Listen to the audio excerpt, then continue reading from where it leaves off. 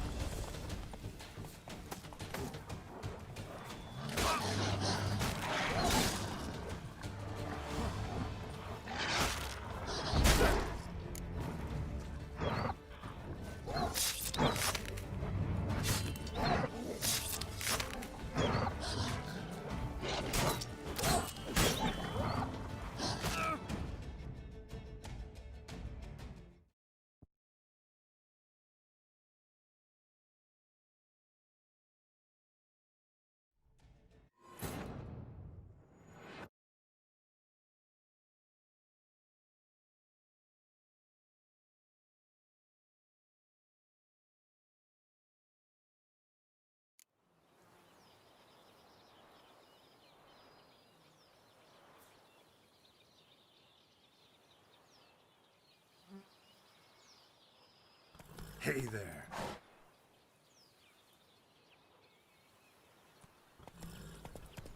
Come on now. What a day.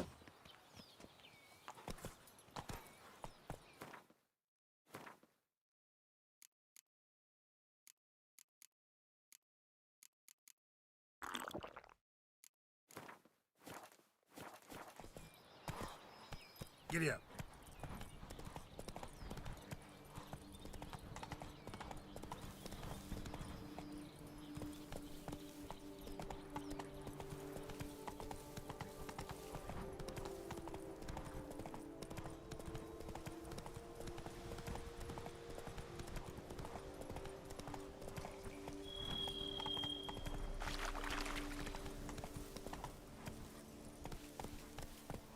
Come on, Roach.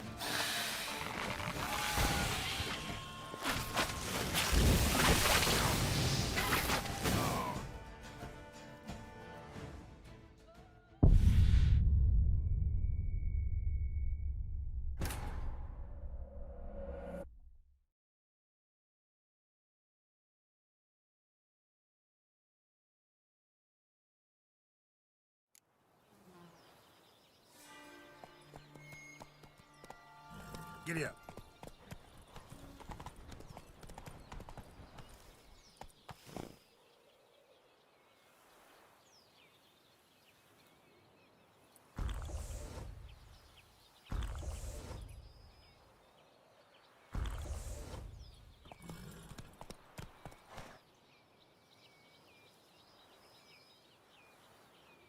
Move it.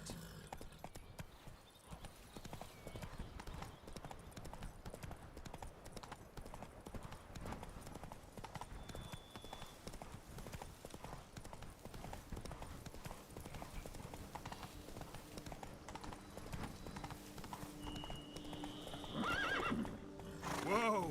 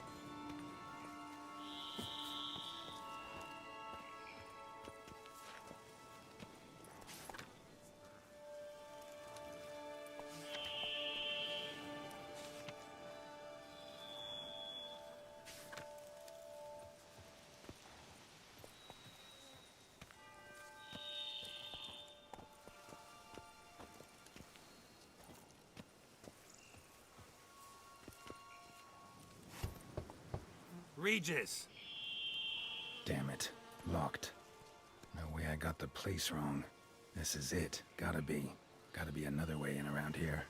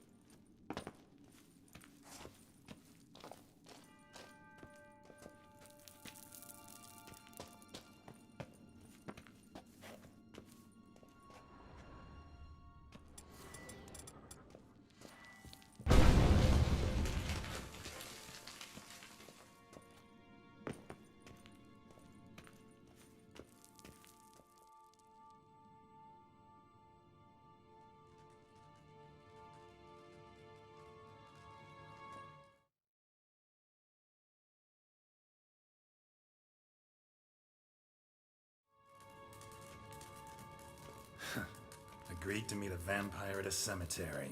How much more cliché can you get? Nothing comes readily to mind. Could have left the door unlatched. What of my privacy? I value it rather deeply.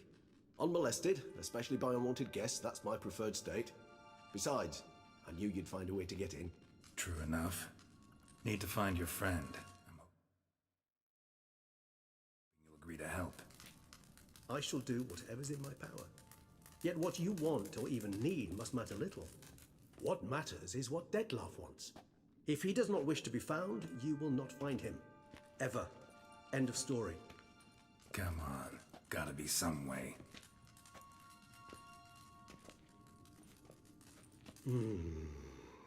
Vampires can evade detection by the senses, and no divination magic works on us. Even the most precise megascope would be useless. And this? Could this help? Wherever did you get that? Off one of the beast's victims, found by a bend in the river. Body was chopped in pieces. 3 of those pieces were hands. Hand with the ring seemed the odd one out, but Bruxa had taken an interest in it.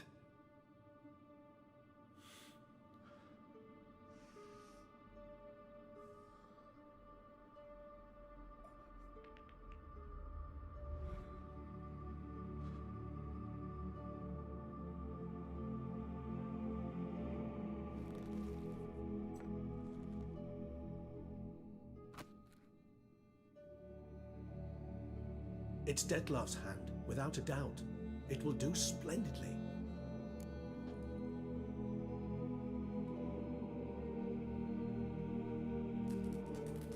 The hand. What do you plan to do with it? You've heard of Kovinaris' theory of tissue memory retention. Rings a distant bell. Read about it in Alchemia Oblitera. There's a copy at Kaer Morhen, tattered, nearly disintegrated. But if memory serves, Kovinaris never managed to prove it worked. He did prove it, just never managed to publish his findings. He and I corresponded, you see, after we became friends.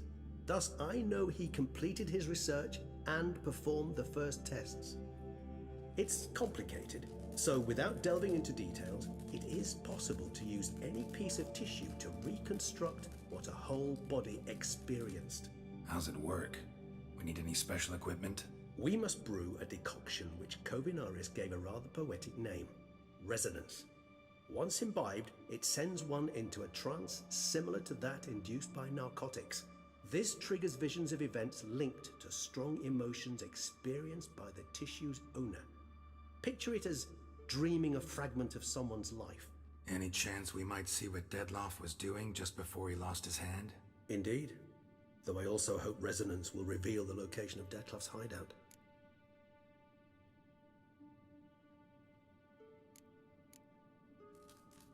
Ring's pretty intriguing.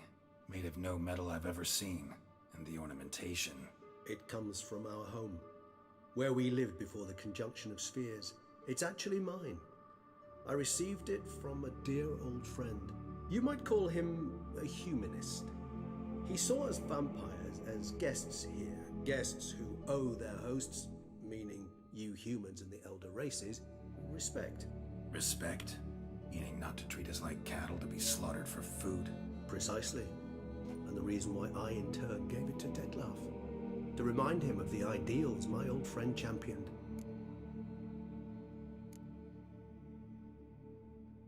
Can't you just summon Dettlaff? You're both higher vampires, there's gotta be a way. If I'm to be entirely candid, there is indeed one.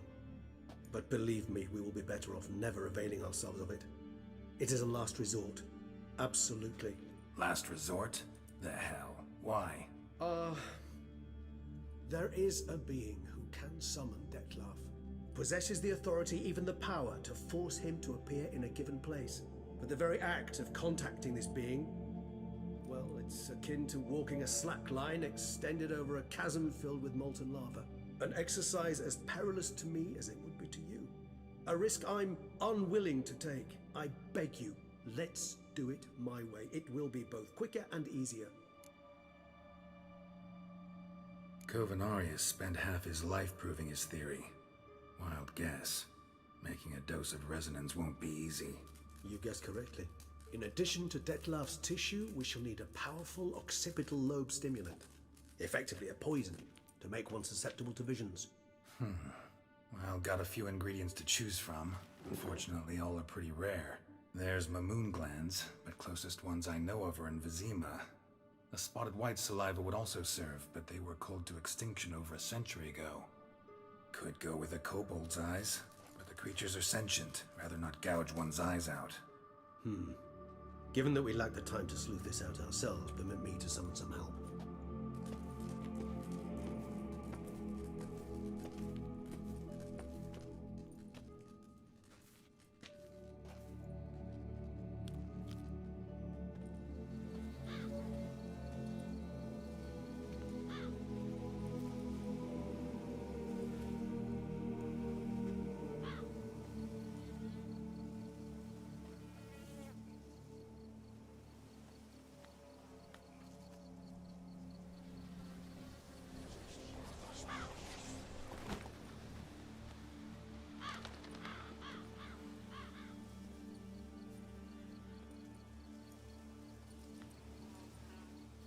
What was that?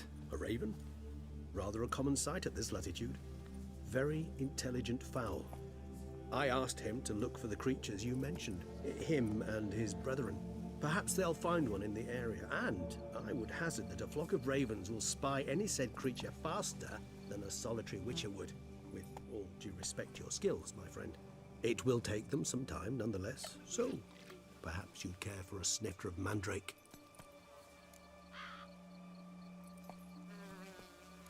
Rarely say no to a snifter. Sadly, this is but a weak infusion rather than a proper distillate. Even better. I remember your mandrake hooch. Made people say things they'd have rather kept to themselves. Now, what could Geralt of Rivia prefer to keep to himself?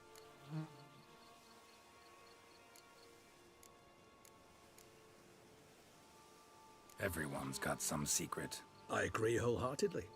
I also believe it wise at times to share one's secrets, unburden oneself to those one can trust. This your sophisticated way of asking me if I trust you? I prefer almost always to ask you directly. It seems a test of intelligence, one you just passed. Maybe you should go first. Reveal one of your secrets. After all, you vampires lead very interesting lives. Anything in particular interest you? Curious what you did after you were reborn. As I'm sure you can surmise, at first I was thoroughly absorbed with recovering. As it is, I've still not recovered completely. Yet I was so weak the first year that I could not stand nor move on my own. Detlef bore my weakness bravely, showed great patience. If not for him, I wouldn't be here, and I'd have regenerated far slower. Once I could at last stand unassisted, I set off for Bruges, for my one-time home of Dillingen. There I led the peaceful life of a rural healer and surgeon, enjoying my neighbours' respect and, in fact, constituting the exact opposite of the monstrous vampire the populace imagines. Bruges, you say? Rebirth make you sentimental? Perhaps a dash. But what of you? Where have you been? Ever find your Cirilla? Back then, yeah. But we parted again soon after. And when the time was ripe, she came back. Defeated the Wild Hunt together. Ooh. Seems I certainly missed quite a bit while I was absent. True enough. But it's a conversation we'll have another time. Need to know more about you now. Gotta ask you the big question. One everyone wonders about. What happens after death? You wish me to tell you if the human belief in...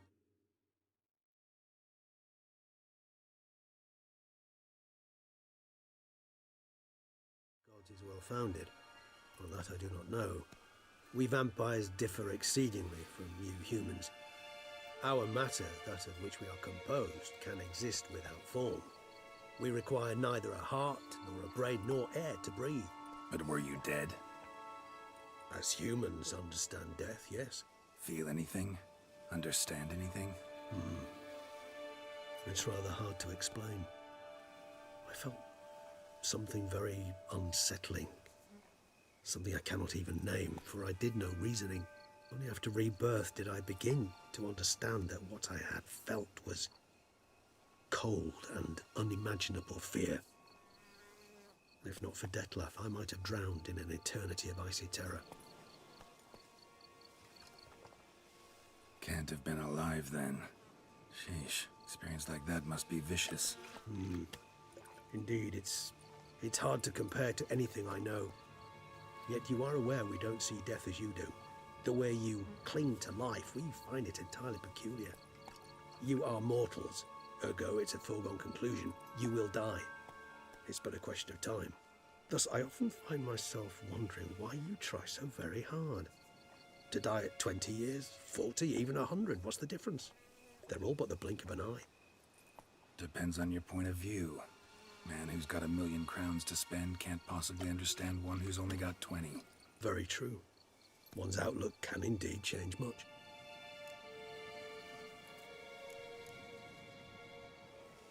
Got a new life, new body. That give you a new start, blank slate? Starting all anew is a very broad concept. What exactly do you mean? Your blood addiction, say. Wondering if your body's the same, if it still remembers. Maybe if you drank now, you wouldn't get hooked. All addictions are a form of slavery. Re-addiction's not a risk I'm willing to take, just to test a hypothesis about corporeal regeneration and whether propensities carry over. Fair enough. Curiosity, that's all. Sorry. Not to worry, Geralt. Curiosity is a natural reaction under the circumstances, apart from which I've always valued that trait in you. Always fascinated me the way vampires can regenerate. A hand growing back is one thing, but Dettlaff recreating you out of a wet smear? Something else entirely. A difficult and laborious process, but one that's possible, as my presence proves. But I've heard you too had quite the adventure. They say you lost your memory. For a bit, but Triss helped me get it back. Actually, pretty damn lucky I only had amnesia. Yes, you humans are rather buggered in those terms. To strip you of life is, well, it's just plain easy. I've always pitied you in that regard. We vampires are much harder nuts to crack. If a member of another race kills one of us, we can be reborn with a living higher vampire's help. However, if one of our own strikes the deadly blow, death is permanent. There can be no rebirth. One of the chief reasons why vampires long ago swore never to fight one another.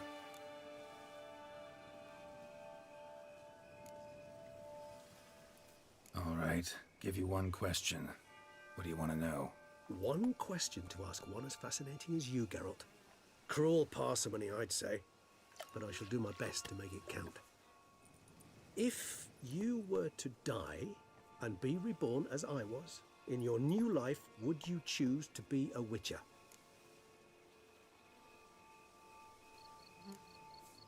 That's what interests you most? Whether I'd like to be a Witcher again? Many things interest me, but we've not much time left. Please answer. Never chose to be a Witcher. Fate chose for me. Had it been my choice, I'd have picked a different profession.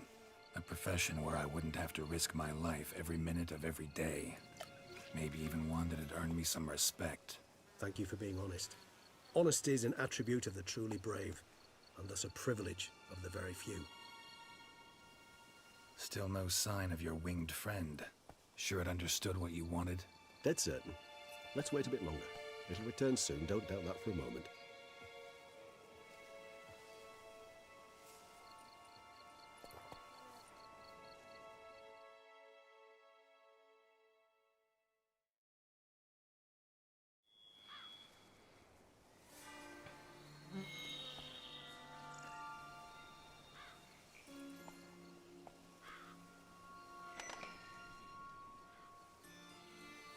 Ever vigilant, even in his sleep. Quite vampire-like, in fact. Are you absolutely certain they don't administer a few of our genes during the trial of the grasses?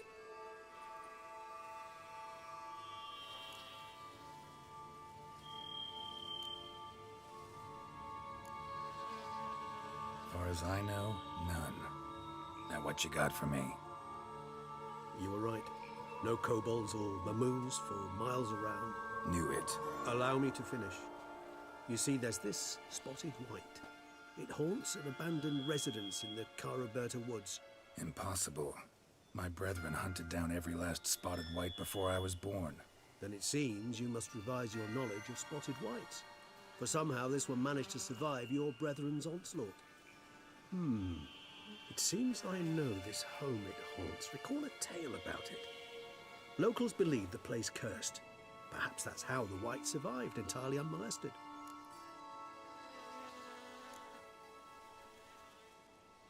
Whites rarely appear in the woods, even less likely to find them in abandoned human homes. They inhabit remote wildernesses, old abandoned cemeteries. What's your point?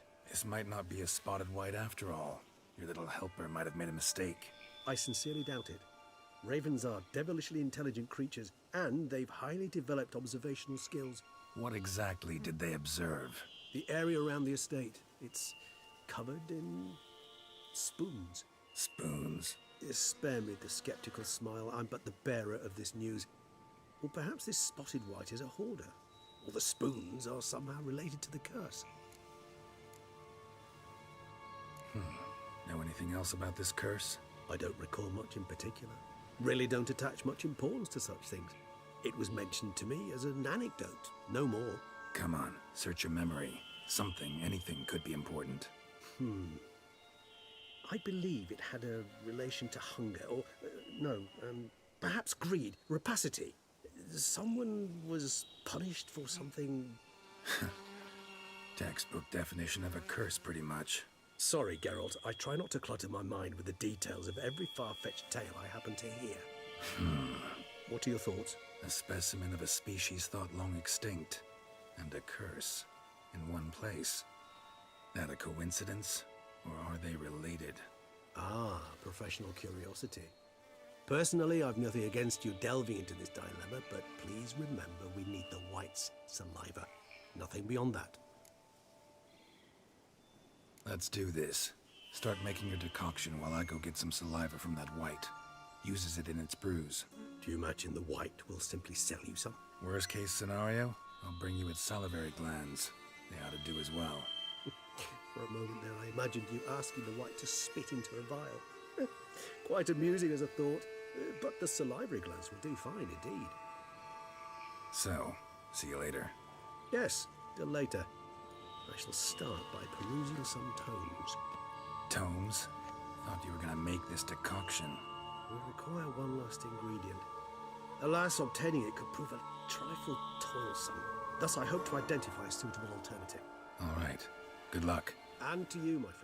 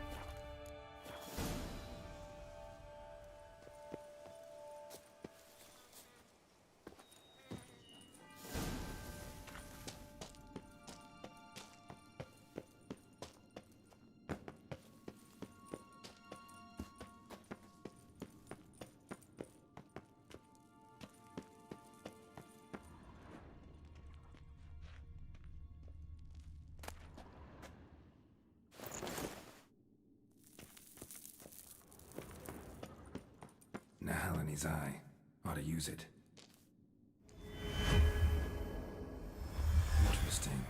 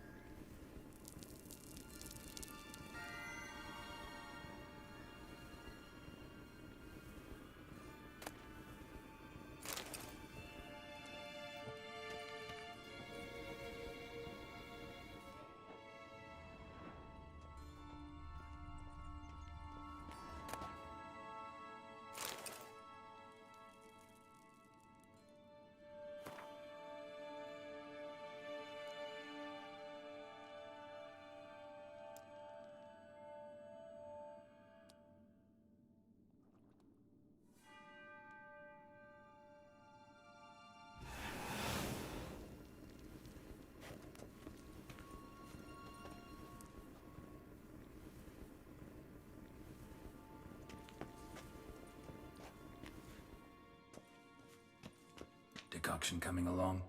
Doing all right? Better than you. No sign of the White's brew or its salivary glands, I see.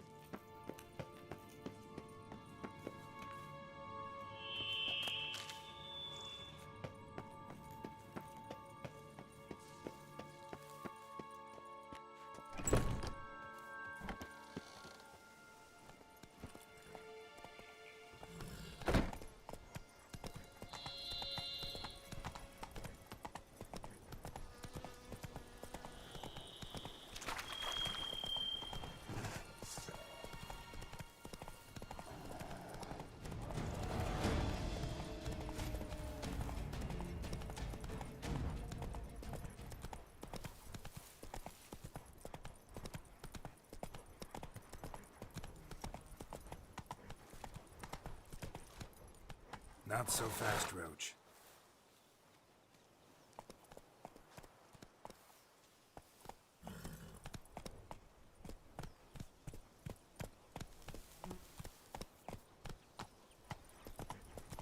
Here, kitty, kitty. Row.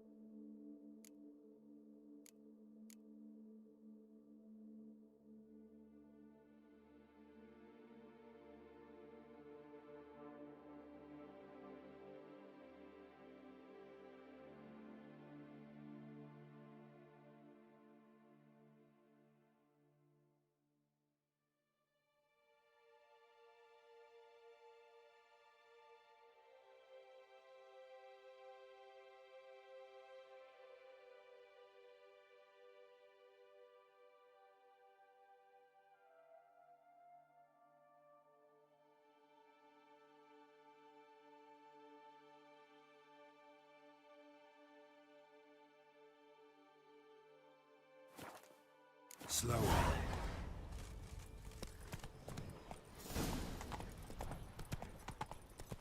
Oh! Where you going? They summoned a witcher. Well, why not? Only me You first. should tell the witch how to spend their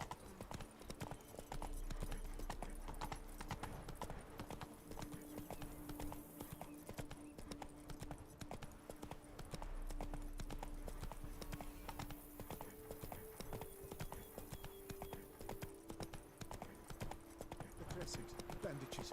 What's that about? Whoa!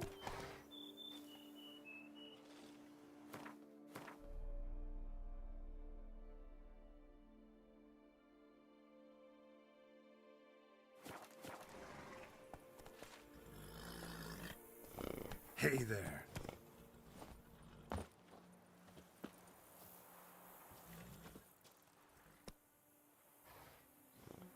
The dressings, bandages. Where did I put them? Forget it. Bandages won't do him any good. What? Oh, but he breathed still a moment ago. Breathed his last then. Bled to death. Legs broken. Femoral arteries ruptured. Wound like that, you're dead in minutes. Gods. What happened here exactly? I was rolling through, fully loaded, when I heard screams. This one crawled towards the road, then drooped to the ground, lost consciousness. I jumped down to help him, dress his wounds. Then you appeared.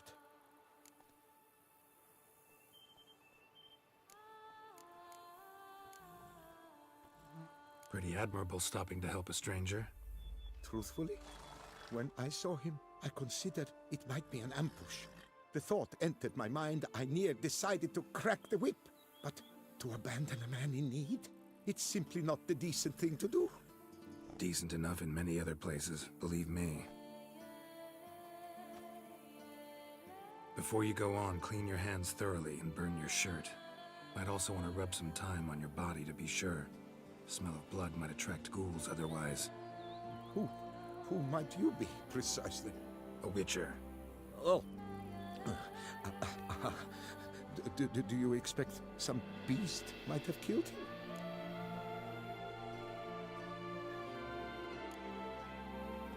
See what we have here. Legs broken, but cause of death's the wound. Small but deep, edges unfrayed. Either a thrust weapon or a thick claw. Maybe a wyvern's. Tough to say, and... breastplate's unusual. Dented. It's got a patina. An antiquity, I believe. I deal in these things, so... what's puzzling is... why did he don it? Not likely to learn that from him.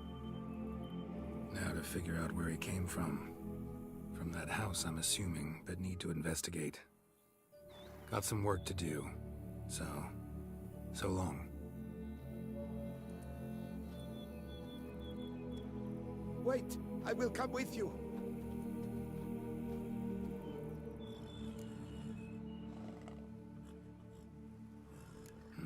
So be it. But stay close, keep it down, and don't touch a thing.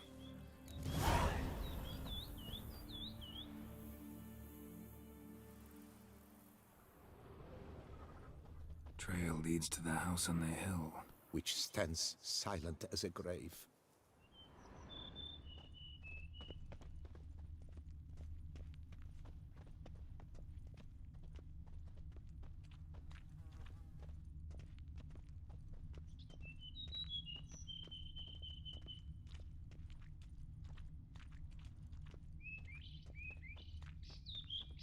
Must have been here he broke his legs. Fell while climbing over the wall. Trying to leave the property probably, after he didn't manage to open the gate.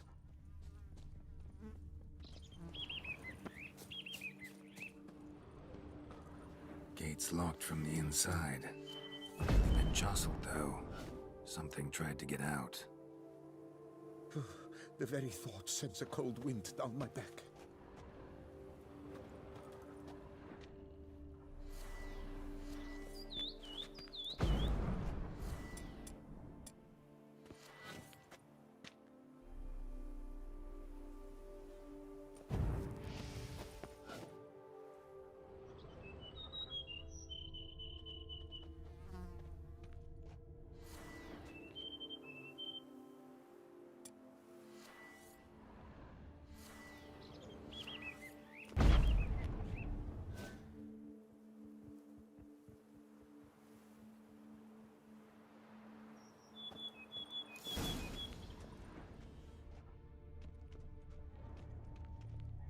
Burned alive. Really high-temperatured work here. Lebioda, thou art my defender and protector. Thou bringest good news.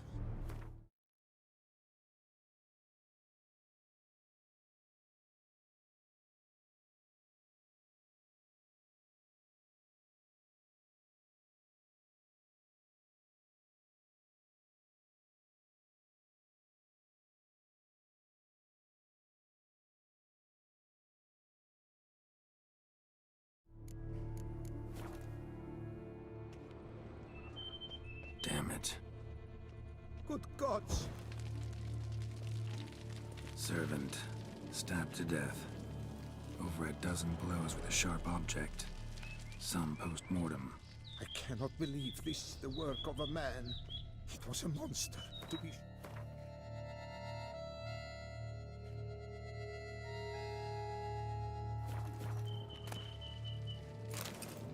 What the hell's this?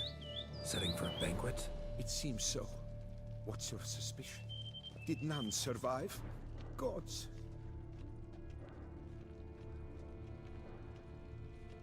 Silver tableware. Elven engravings. Silver tableware. Elven engravings.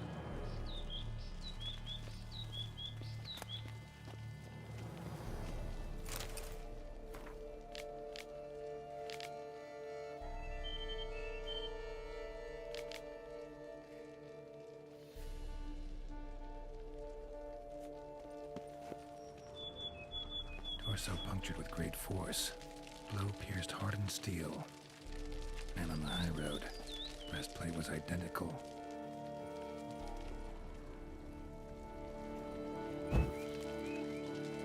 Throats massacred. One mighty blow. Shield along sides old and dented. Sword ceremonial. And Shay handiwork clearly.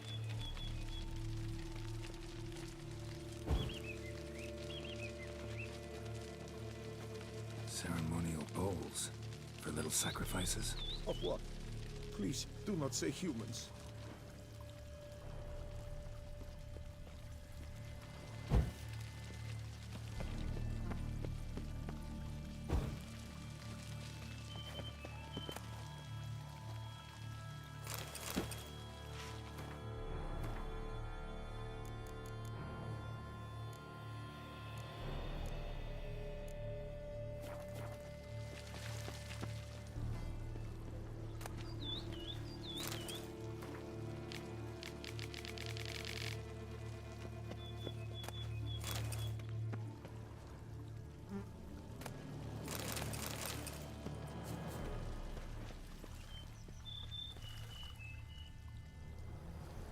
Multiple wounds on the body.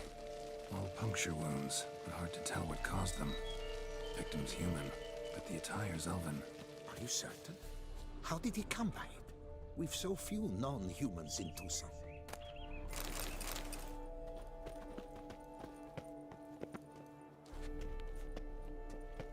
Something dark happened here. Very dark.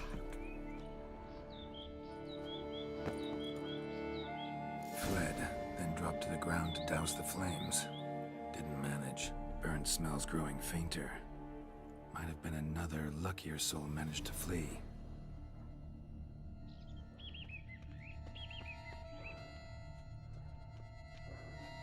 Doublet scorched. Wriggled out of it, tossed it, then ran on.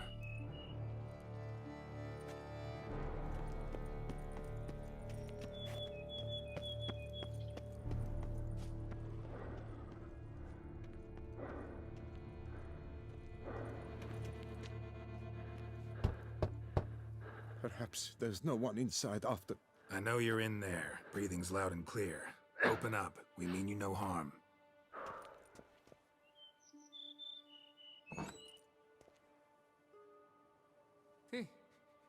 They remain there?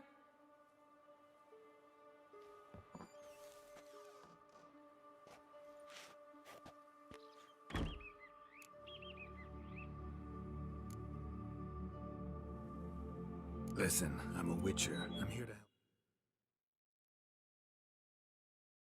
you. But if that's gonna happen, you gotta answer some questions first. You mentioned them.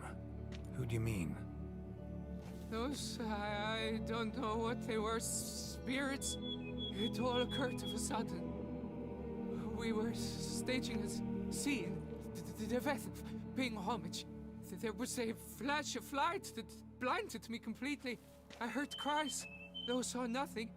Then felt my own robes were in flames. I broke and ran, threw off my doublet, leapt in here and shut and locked the door behind me. They pounded on the door. I thought they would get through. I thought I was done for, but in the end, it grew calm.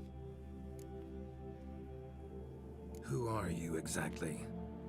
Durant Faucher Plamondon de Safaran, Lord of these lands, and Chairman of the Society of Friends of the History of Tucson.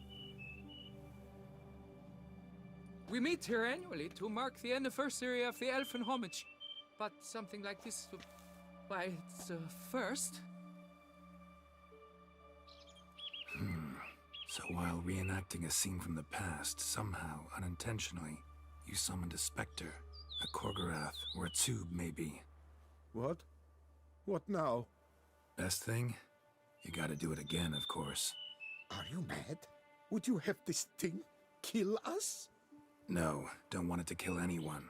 Precisely why I gotta do my job. Summon it again, whatever it is, and tend to it once and for all. Durand, think I can reenact the pledge, the giving of homage, alone? It was a great momentous event, the surrender of Tucson's last Elfen King. You will need at least 3 individuals.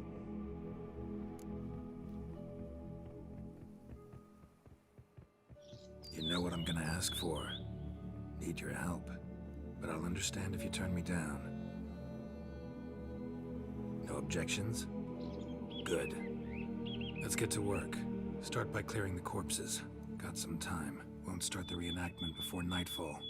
Things of this sort are a lot more likely to work after dusk. One last thing, though. My pay. Don't work for free, you know.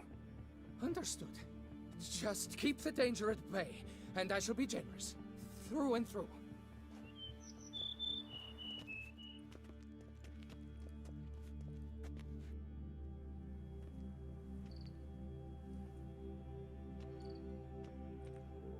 I will stand, or rather, sit in for King Ludovic upon the elfin throne, while you, Witcher, will play the Enshe ruler. We must don the costumes.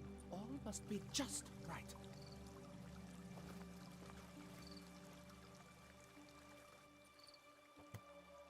Divethaf, the Elven King, hosted Ludovic in his own palace upon his own throne, amidst the blinding glow of a plethora of torches.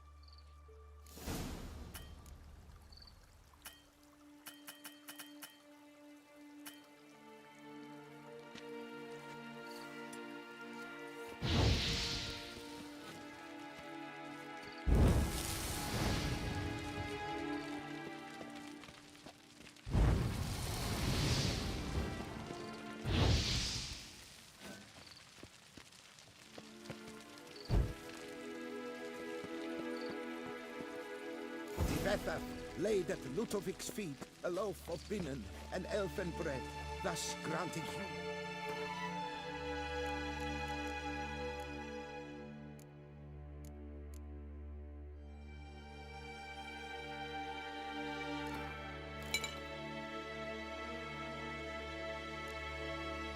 rule over seat-yielding lands.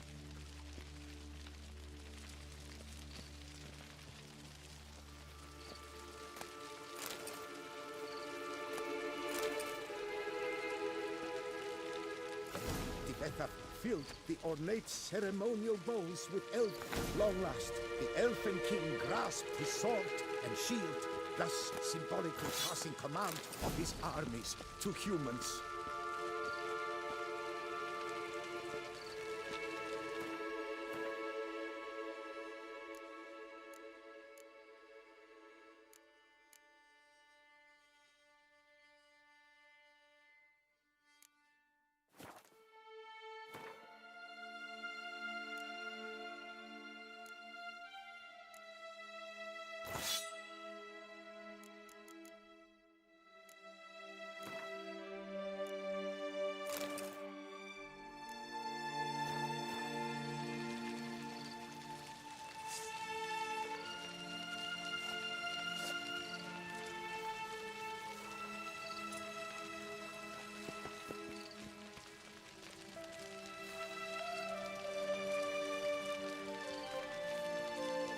Elfen King, erect in his pride, drew his blade and dropped to his knees, thus acknowledging his final defeat.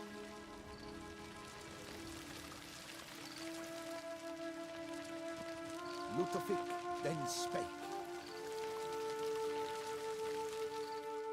I accept your allegiance and shall return in 1 year's time to... Ah! Look! Look! The statues! Impossible! God's mother! Bad idea.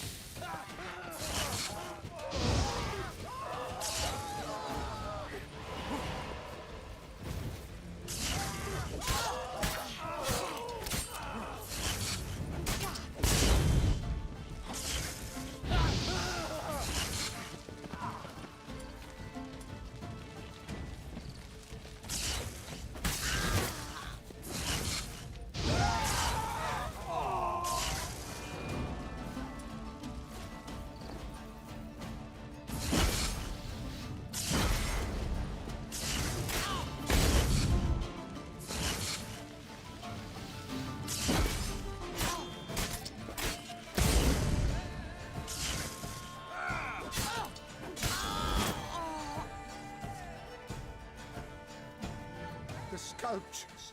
They came alive. By what witchcraft?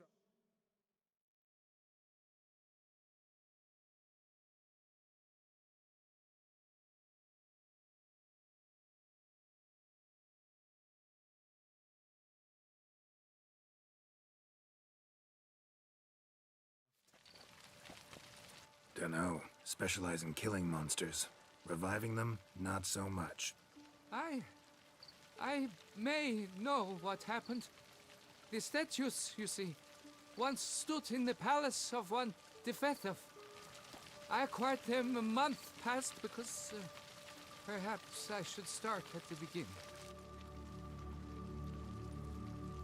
This Defethov was to pay tribute to humans, producing statues of this sort each year. Yet he did so but once, for he perished in the massacre of non-humans at the foot of Mount Gorgon in the year 782. It's fortunate he did too, as Defethov had planned Ludovic's downfall, for he sculpted not statues, but columns that masqueraded as such. Columns activated with words said in homage. Columns that would have turned the king and his bodyguards into so much colorful confetti. Typical. Treachery embodied. Elves. Psheh. You're no better. Elves were just defending their territory. You humans took it, but you still weren't sated. Had to cut the elves down, every last one. You? What does that mean? You're a man as we are. Yeah, in a way. Just ashamed to have to admit it sometimes. Your words, they're wrong, Witcher. But I'll not let you leave empty-handed. Take this, your reward. Farewell.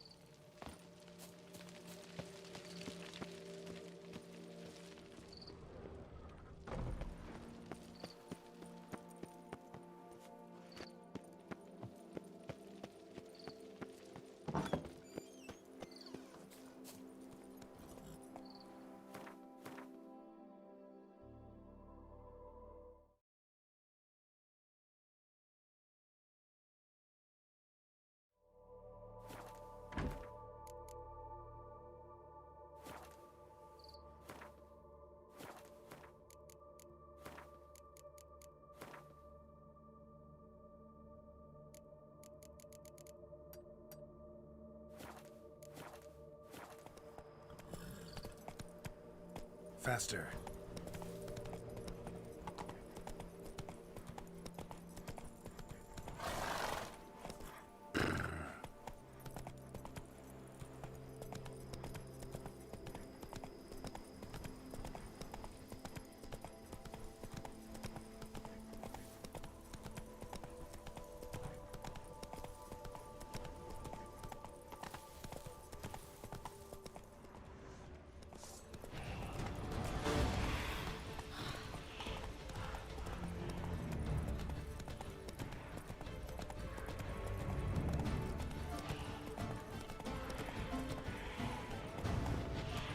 Guests.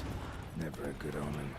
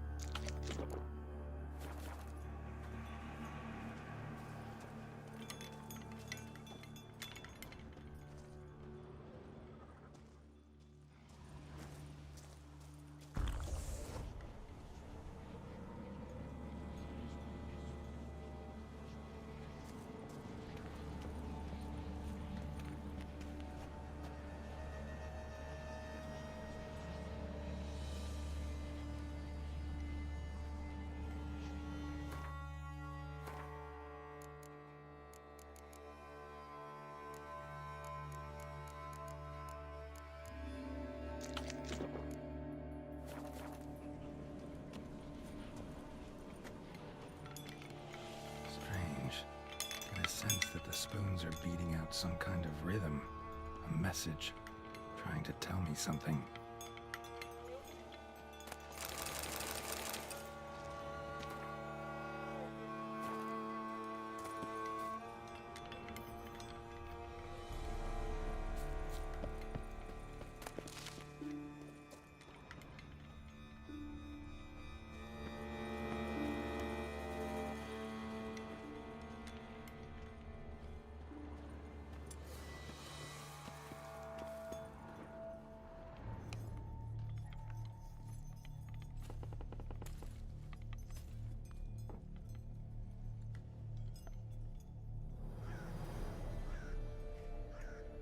None shall sit and dine with you at your table.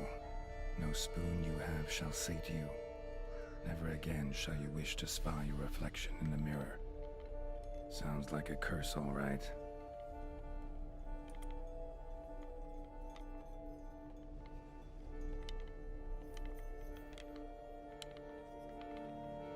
Somebody's clearly obsessed. Regis mentioned the place might be cursed. Can't be a coincidence. Need to look around.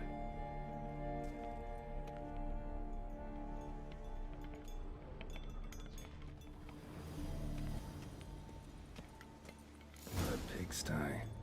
Need to search it thoroughly. Find a way to collect some white saliva. White's obsessed. A real collector. Thoroughbred.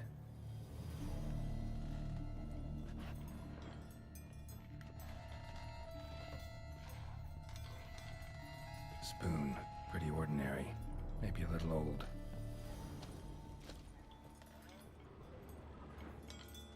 Spoon's incredible. The craftsmanship. Must have graced a rich man's table.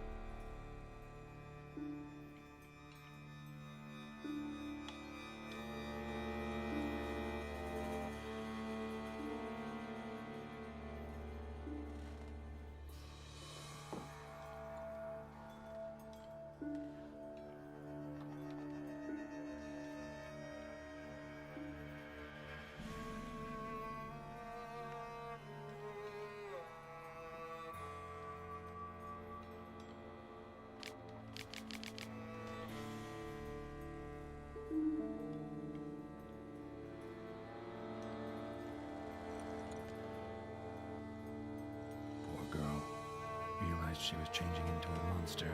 Recorded it in her diary. Poignant.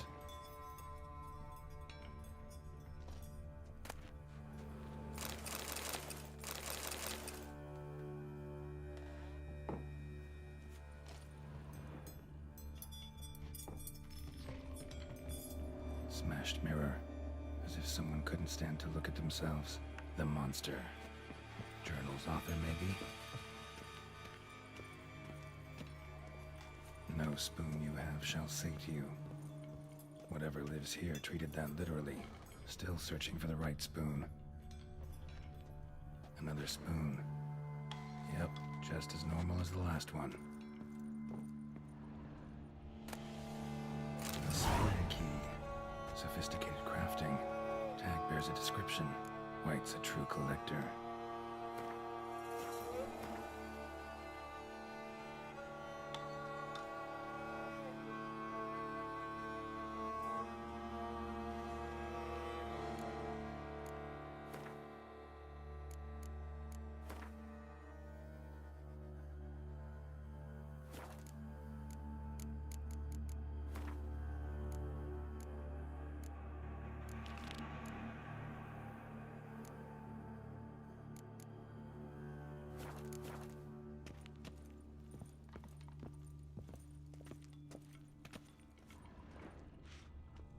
White's obsessed, a real collector, thoroughbred. None shall sit and dine with you at your table. No spoon you have shall sate you. Never again shall you wish to spy your reflection in the mirror.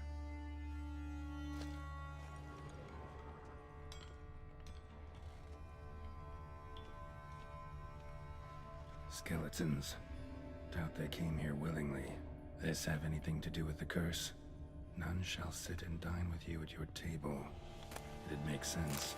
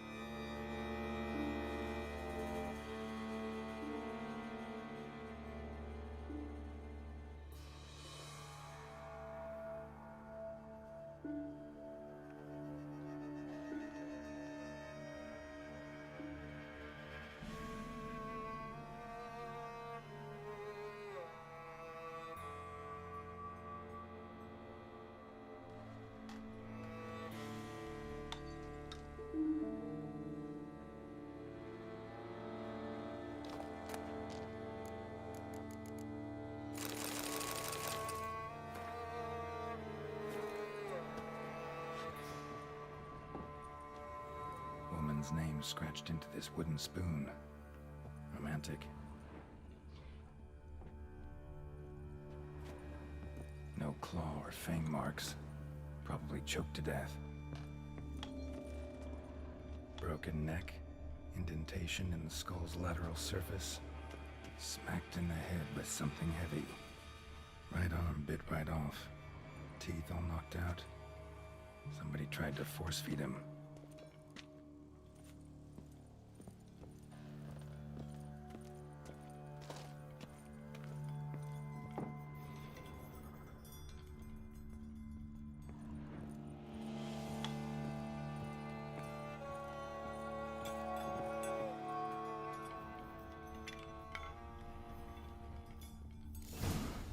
Actually does seem like a White's lair. Bit atypical, but still. Cauldron should be somewhere around here. Spoon. Pretty ordinary. Maybe a little old.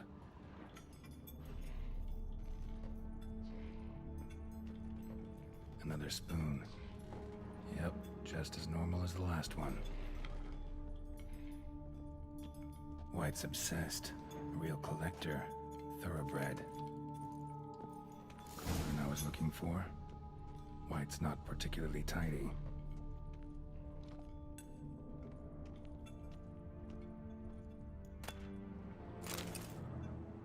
Spoon. Pretty ordinary. Maybe a little old. Table's set. White, who lives here, is getting ready for some sort of feast. White that lives here, definitely afflicted by a curse. And it's been trying desperately to lift it. Another spoon. Yep, just as normal as the last one.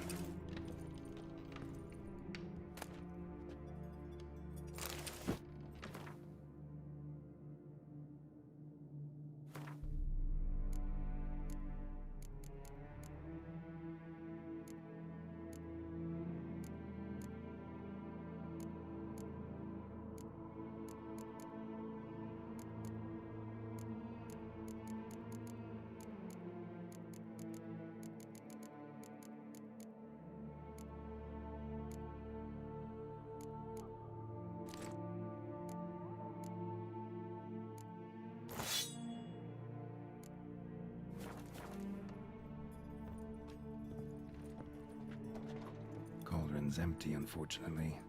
Regis needs some brew. Afraid he won't get that. No choice but to hide and wait for the saliva glands and their bearer. Need a spot that'll let me observe the cauldron.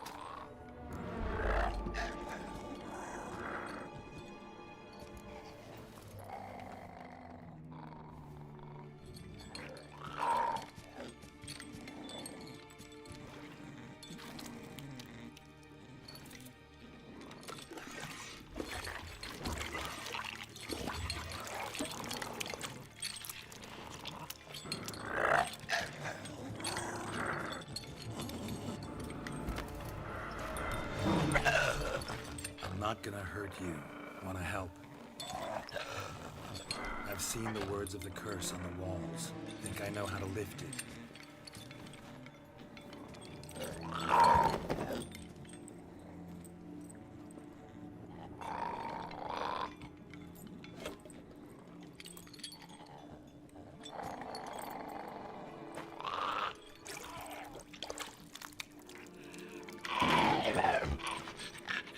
You tried to bring folk here, convince them to sit at the table with you, right? Well, I'm gonna be your guest now. Your willing guest.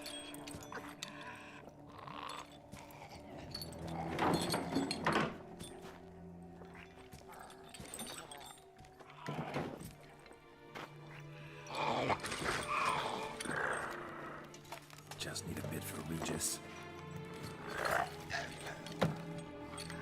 And now we'll tend to you.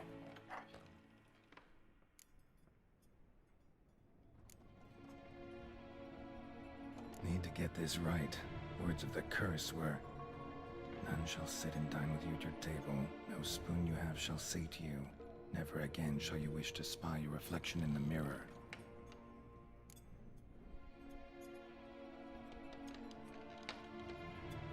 Been searching for the right spoon for years, right? The curses can be tricky. Key to this one just might be that you can't eat with your own spoon. That's why we've swapped.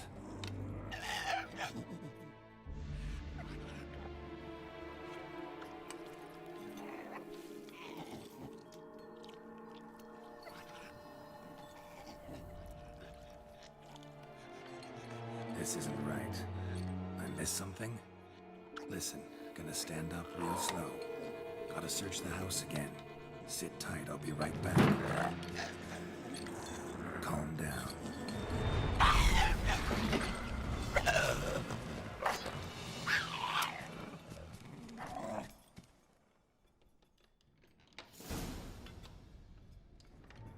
Damn it, didn't work. Ate that vile stuff for nothing. Got the brew for Regis at least. Can't...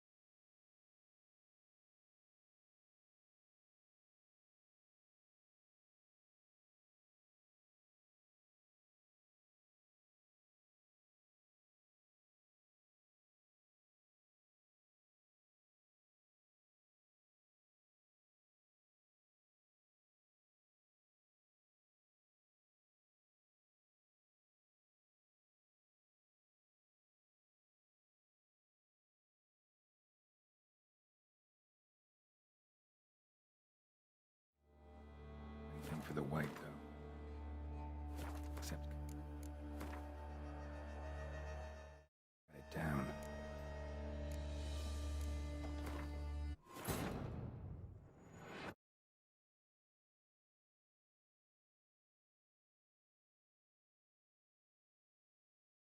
Cauldron's empty, unfortunately.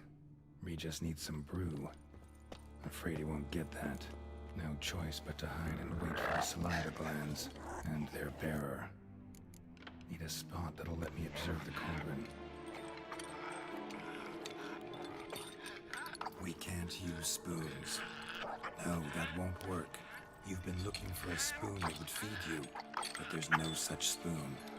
We need to eat without spoons.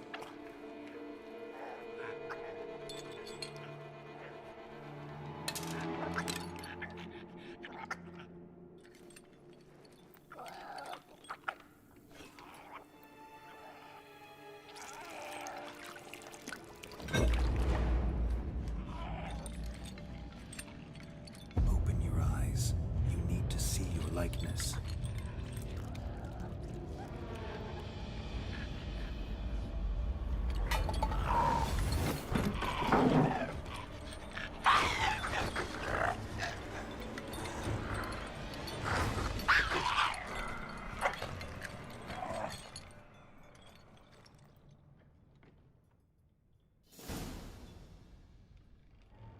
Think it worked. Just not quite like I expected. Need to see what happened to the white. Won't be hard to find given its stench.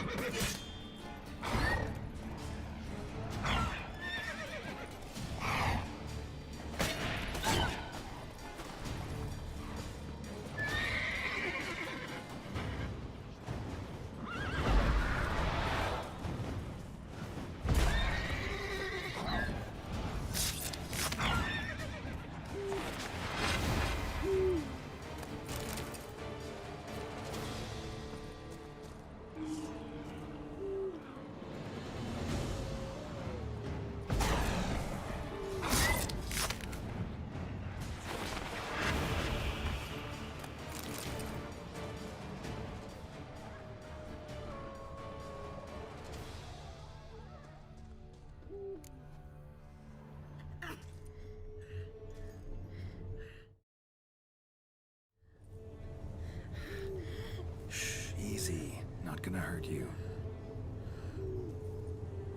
Eat. I must eat.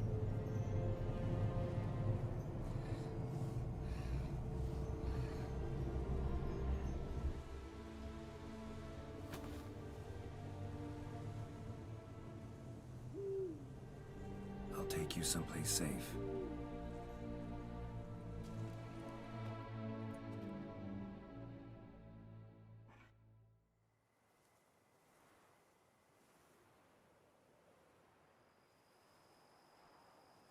So I took her by the hand and led her here. Seemed the only sensible place for her. You did the right thing, sir. She should recover quickly here. I'm deeply pleased, finally, to make your acquaintance, sir, though I do regret the specific circumstances. In all the commotion, I fear I neglected to introduce myself. I'm Barnabas Basil-Fawlty. and by order of the Duchess, I am to serve as your major domo at Corvo Bianco. Nice to meet you, Barnabas Basil. Love to talk more, but got urgent matters to attend to. While I'm gone, please make sure she gets everything she needs. Don't worry, sir. I shall see to everything. She is safe here and in good hands. She'll soon be back on her feet. Might actually take a while. She hadn't eaten anything in over 100 years when I found her. Horrid. Whatever brought this about?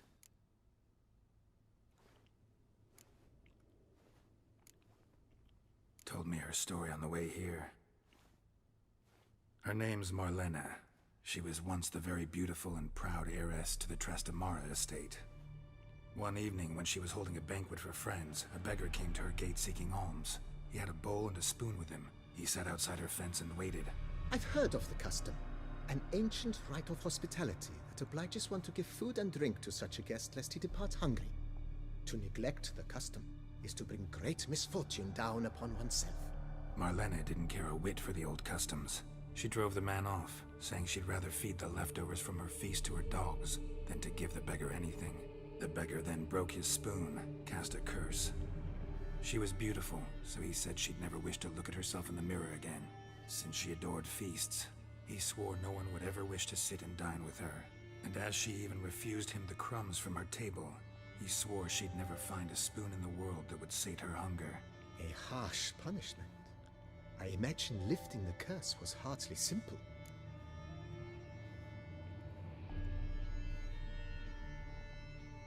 Curses are tricky. They play on irony. Always gotta figure out what the catch is.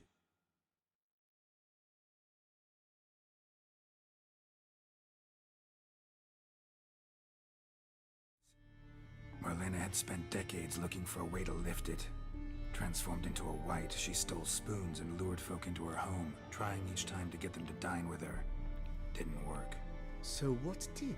Someone had to sit down and share a meal with her, of their own free will. They had to eat without using spoons, and make her look at her reflection. That's it? That was all it required? Simplest solutions are sometimes the last that come to mind. Besides, when you're a wight, it's pretty damn hard to find willing human company for a feast. I imagine so. But, most importantly, it is now over. Please, don't worry. She will be in good hands here. Vineyard comes across as a place with a rich history. Know who owned it before me? Baron Rossel, who went bankrupt, forcing him to sell the estate to the Duchess. The Baron, in turn, had purchased it from Monsieur Bolius of the Headsman, a truly colorful man of Ketweni origin. He was actually a headsman? No, not him, but his grandfather. Indeed.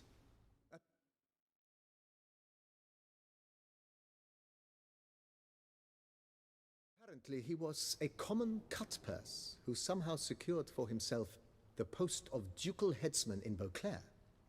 Went about his work with an exceptional penchant. They say he chopped off more heads than there are grapevines in the ducal vineyards.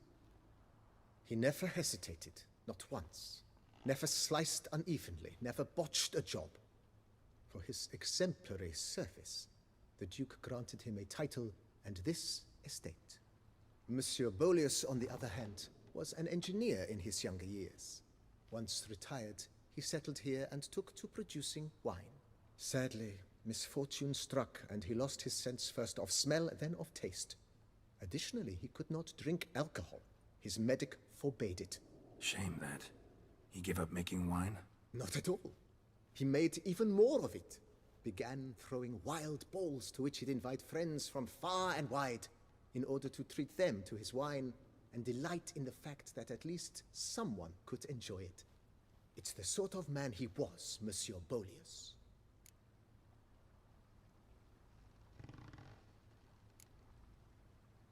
Mind giving me a little tour de Corvo Bianco? Not in the least. Follow me, please. I think it would be practical to begin on the hill.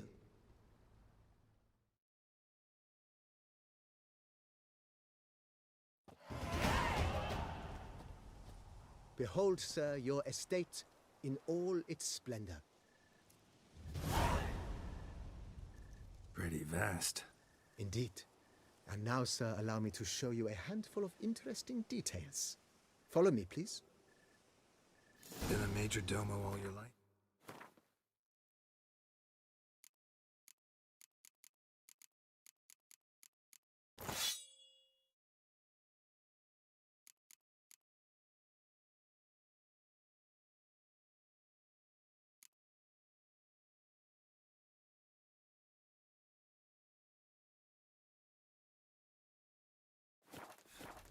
Yes, I come from a long line of major domos. My father was a major domo, as was my grandfather before him, as was my great aunt. In fact, she was the one to start the tradition. Great aunt?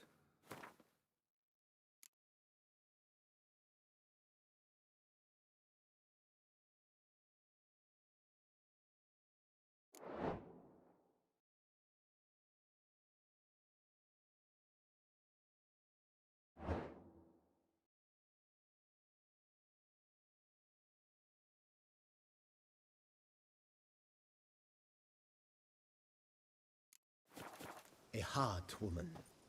It is said that already as a child, she knew where she was going and went there. When she arrived,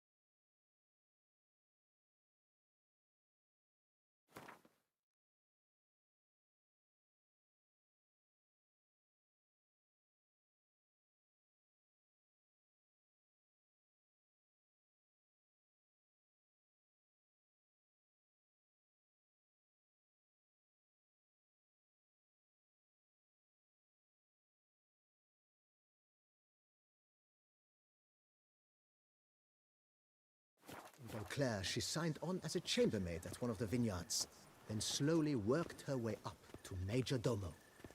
She dragged the rest of the family up the same path.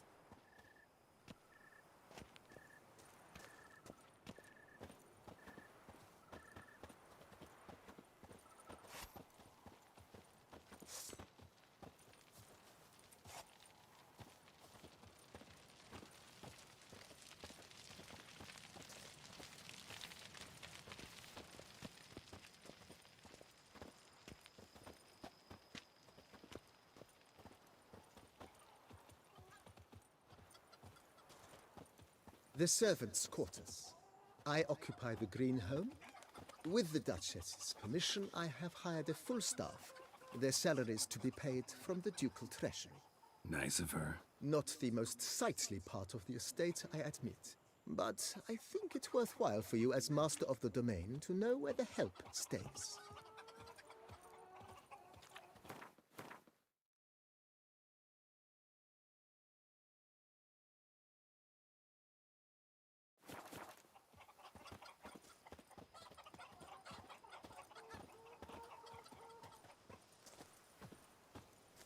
Baron Rossel ordered the vines in this part of the estate uprooted and olive groves planted in their place. They look beautiful, especially come spring. Don't look at all bad now, either.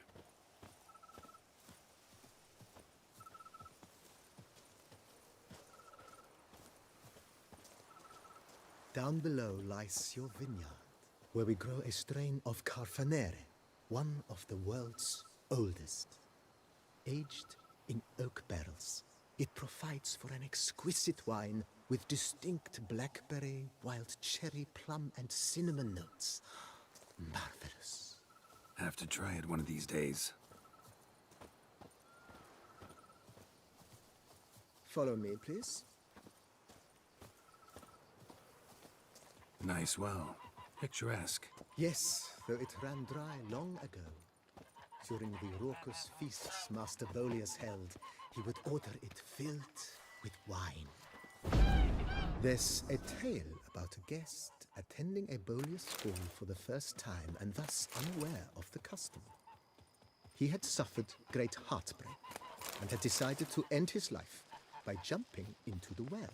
The festivities were coming to a close, and the well was nearly empty when the suicidal guest finally jumped. Instead,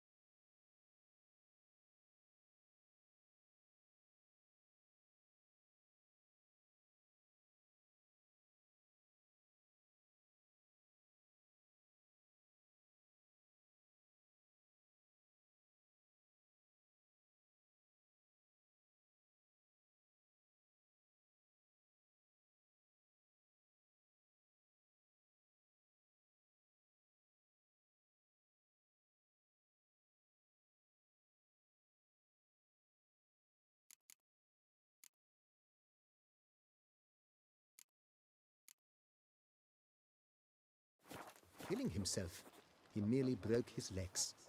To numb the pain, he drank the wine. Drank himself to death? Not at all. When found the next day, he had concluded he'd witnessed twin miracles. The water had been changed into wine, and he had survived. He retired to a monastery in the Dragon Mountains and began preaching the wisdoms of Lebioda.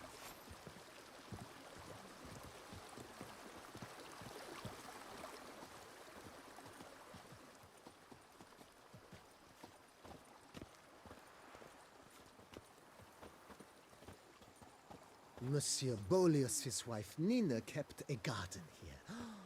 A supremely lovely place it was. Bit neglected now. I agree. Yet nothing stands in the way of restoring it to its former glory, and once again planting it with herbs and other vegetation.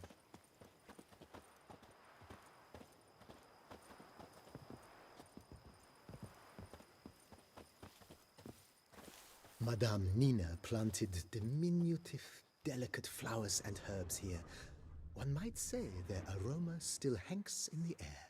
You're quite the romantic, Barnabas Basil.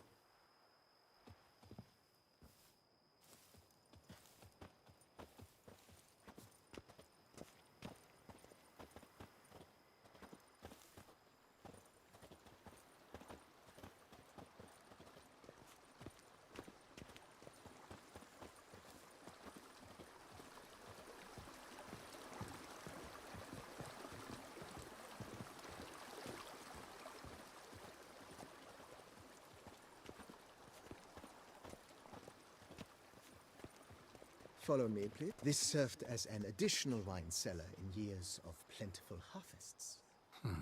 Bit of work, and it'll make a fine stable for Roach.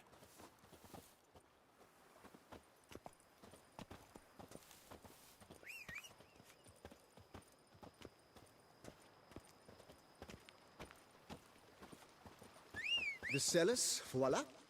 During Monsieur Bolis's time, wine was kept here, but Baron Rossel used it to store olive oil as well. I took the liberty of cleaning up the mess, which... I made while fighting the Bruxa. Thanks, Barnabas Basil. Appreciate it.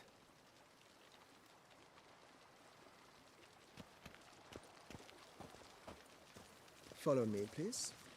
Follow me, please. Follow me, please. Follow me, please. Follow me, please. As you can see, the facade is, how to put it, slightly stained. But one cannot deny it, a certain subtle southern charm. True, though it could use a bit of subtle paint.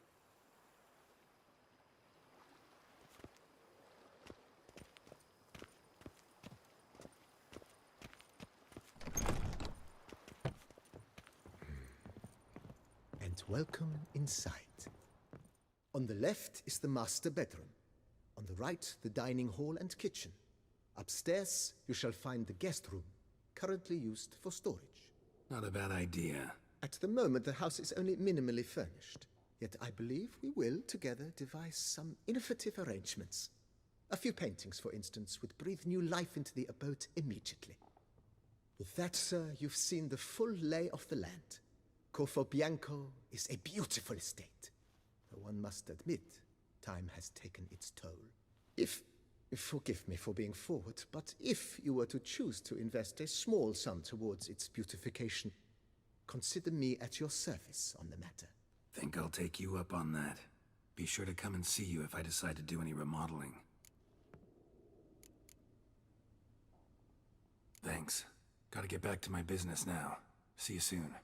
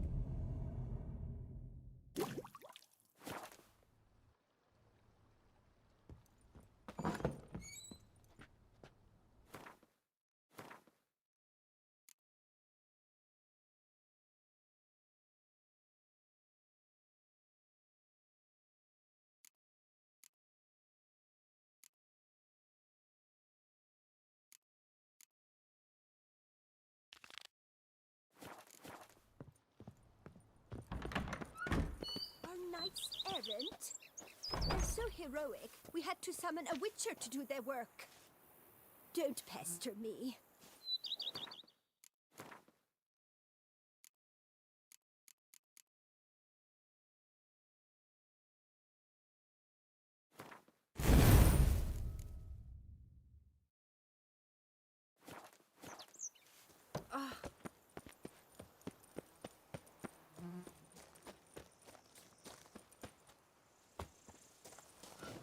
Go up to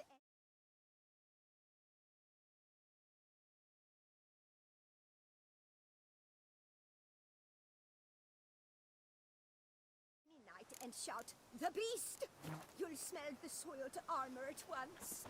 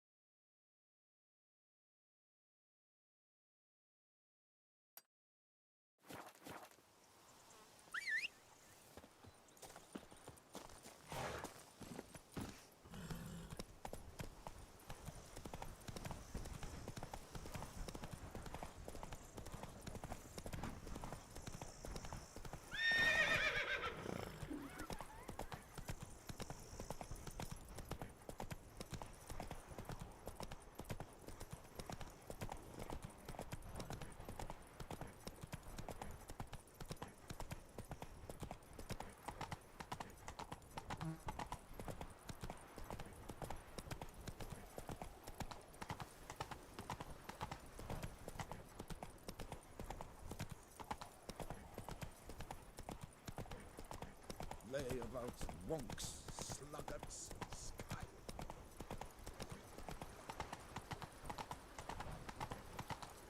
The Dutch is small, but do you know any who's not heard of our wines? What will the morrow bring? Witcher. That could only mean trouble.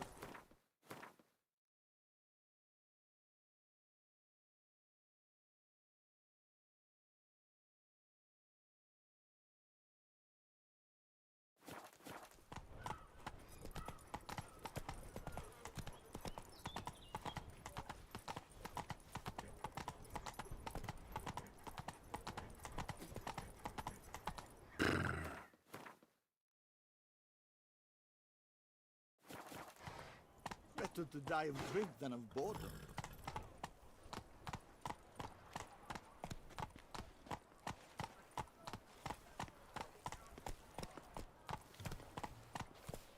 Now bring us some thick pudding and bring it right here.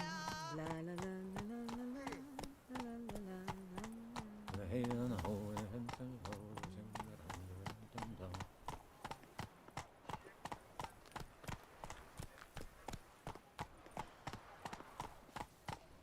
Where's that coat gone this time?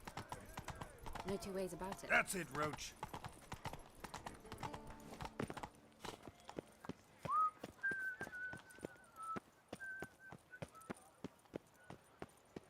Miserable and hungry.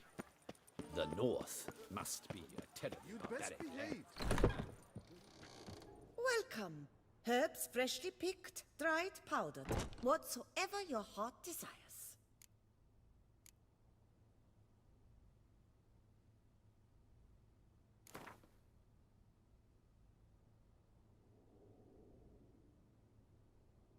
Herb schmerbs. But how about some Gwent, eh? Came reported something awful this year.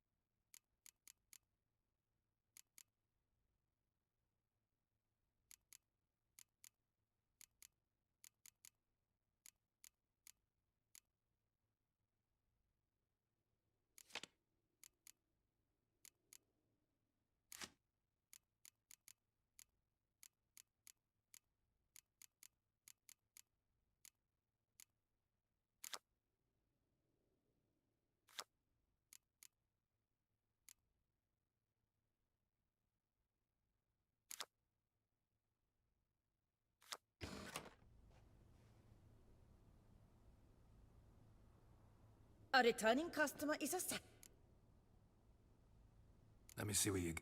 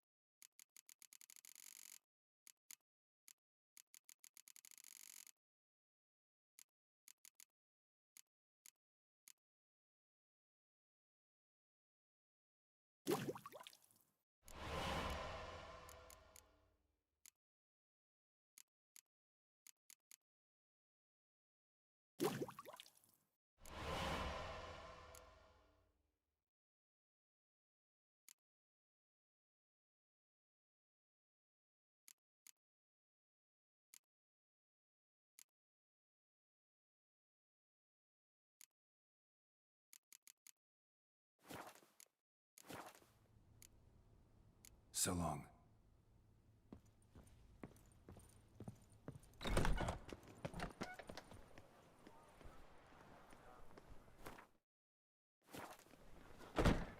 Prepare to witness wonders at the annual chivalric tourney. Serving as patron this year, Lady Vivienne de Tabry. Valiant knights from all corners of the world will vie for the title of tourney champion. Tickets still available? Oh, the lord of the Duchessa herself. Welcome, good sir, to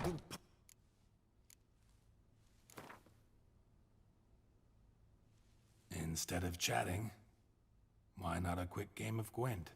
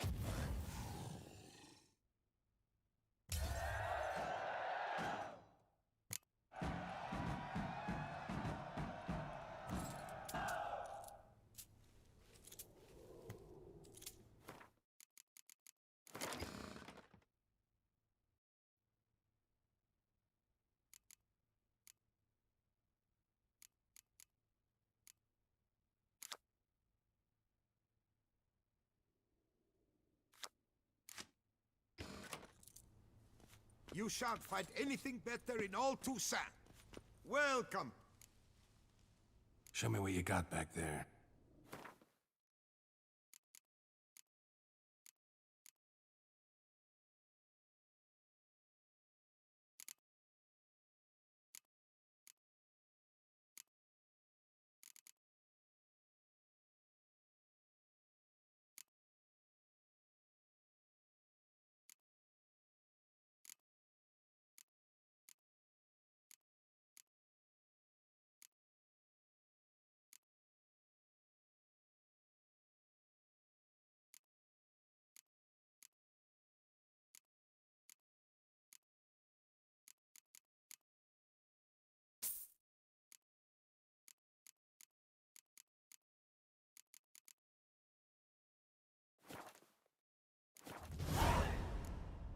So long.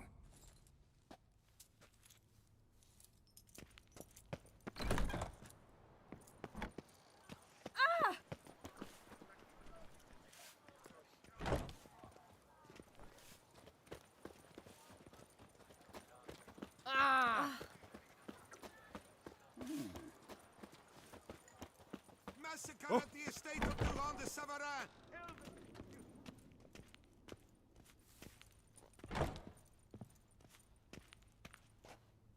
Greetings. A witcher from the School of the Wolf, here in Toussaint. Greetings. I'm Lazar Lafargue. Geralt of Rivia. Seem pretty enthused. Got a job for me? Rather. Mind you, it's no monster hunt, but I'm sure you'll be interested all the same.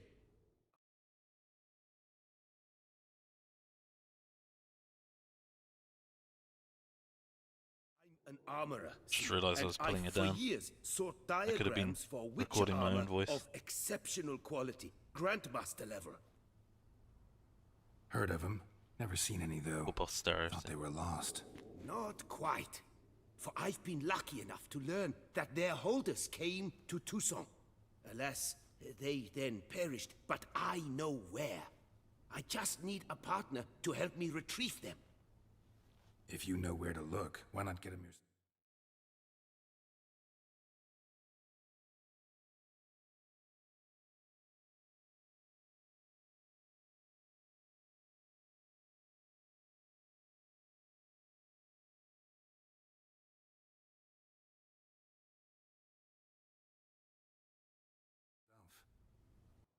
No offense, but do I look like a rough-hewn adventurer? Besides, who would serve my clients while I romped about seeking them? No, I rather leave it to someone familiar with such matters. Bring me the diagrams, and from them I'll forge for you whatever you fancy.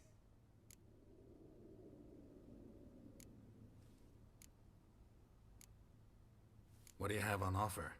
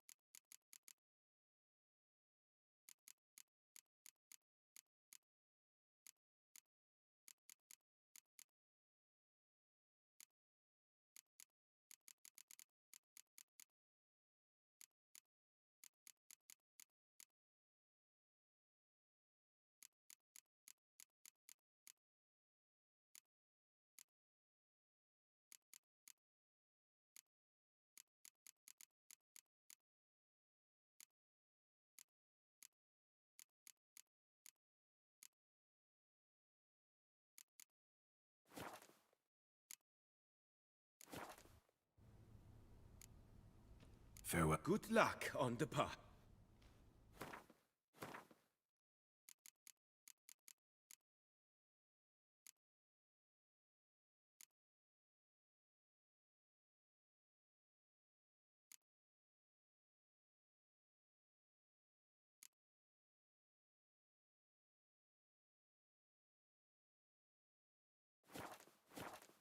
You're back. So, What do you have on offer?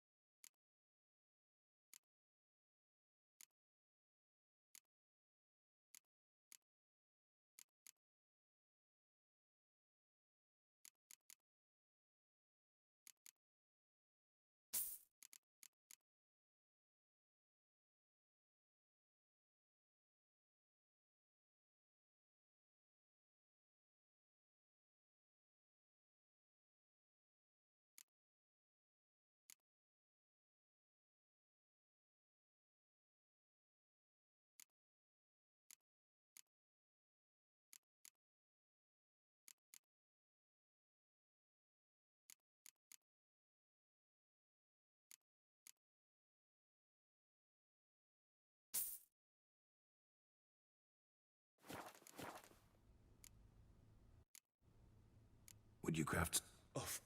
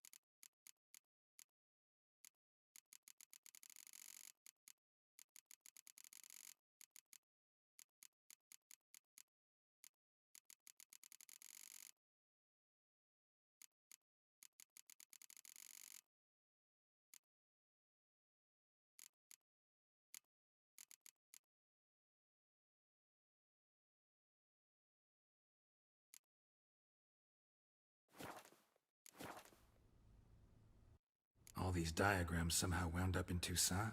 How is that even possible? Toussaint was once home to Tiensail, a legendary and now deceased elfin master armorer. Witches from all corners of the world came to him to forge their plate, their mail. Heard about him. Supposed to have been the best. And thus he charged a king's ransom for his work.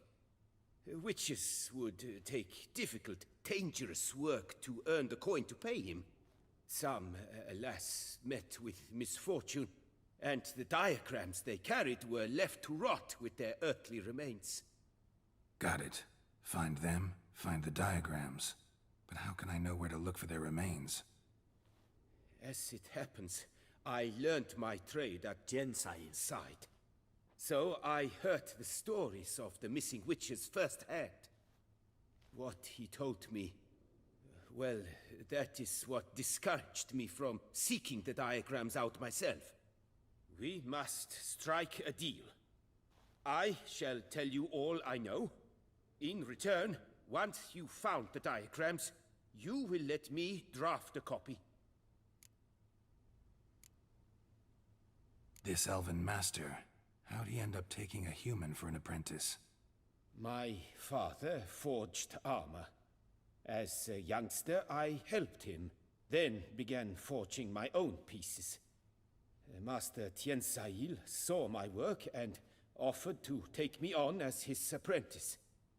Only now, years on, do I realize the honor that was. Alas, my master perished in a massacre later, slain by racists. Though he taught me everything he knew, I did not manage to complete the guild's requirements for Grand Master while he lived. I know I have no equal in the trade. Yet, until I complete Witcher armor of Grandmaster quality, I shall never be certain I've become my teacher's equal. Where do I look for these diagrams? I know of 5 likely fallen witches, each from a different school, of the wolf, griffin, cat, bear, and manticore. Which should I start with? The Griffin. What can you tell me about him? He came some 200 years ago, but my master remembered him well. This Witcher was not stripped of emotions, you see, as his colleagues were.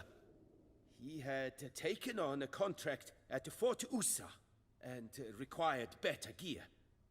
He showed my master his diagrams, paid a deposit, and was never seen again. Apparently he rode off one night from the fort, never to return. Any idea where he went? No. It said he left in a rush, so he may have left something behind. Only ruins remain of Fort Usar, but you may wish to search them. Tell me about my brother, the wolf. His name was Aton. I remember him well.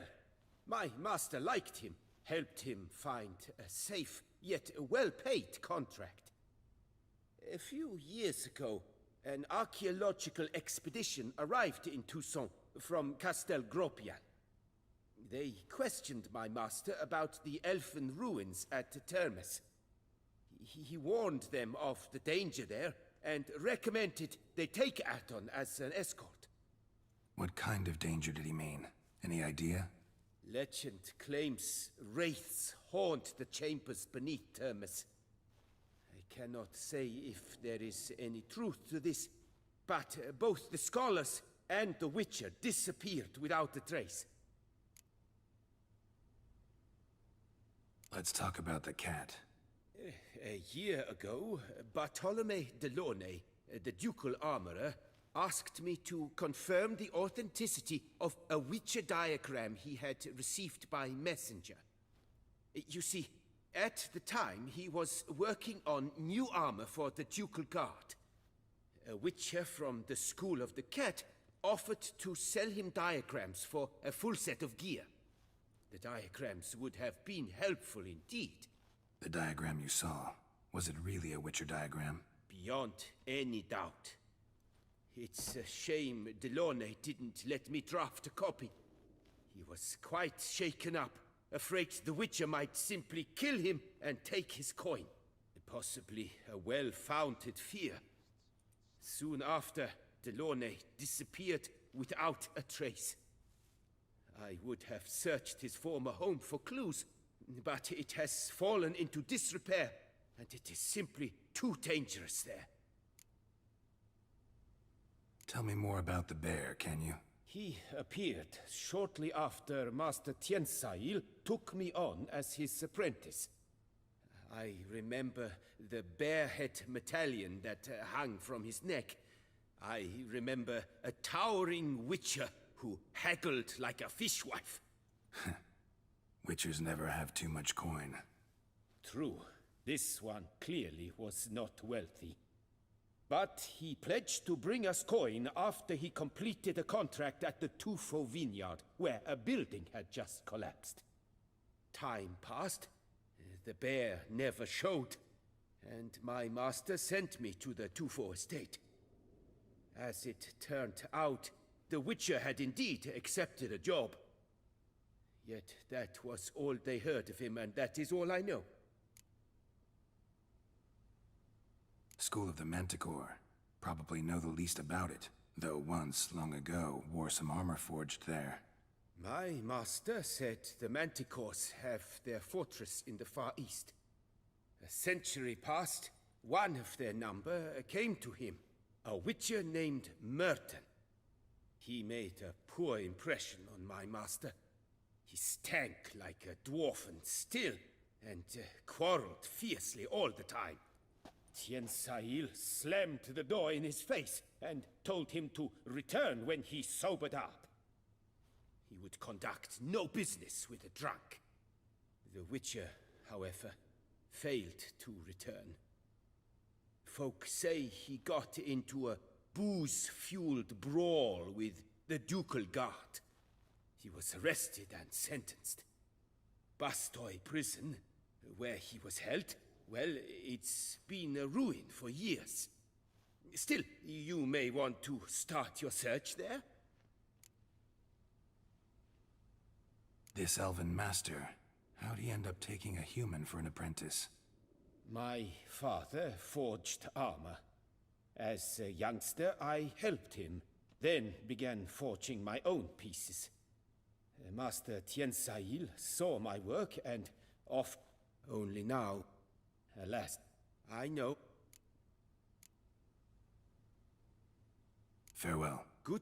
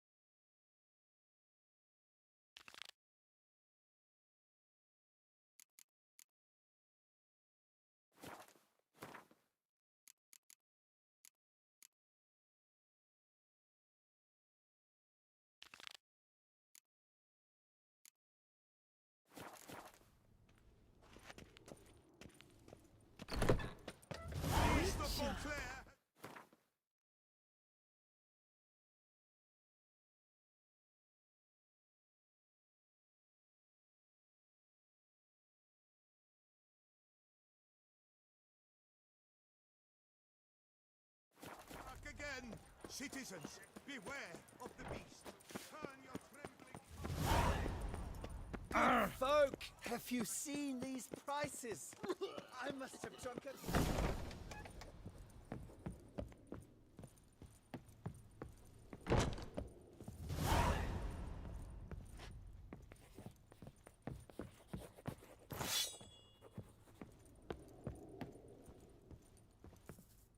Best steel in all of Tucson. Take a gander. Show me what you have.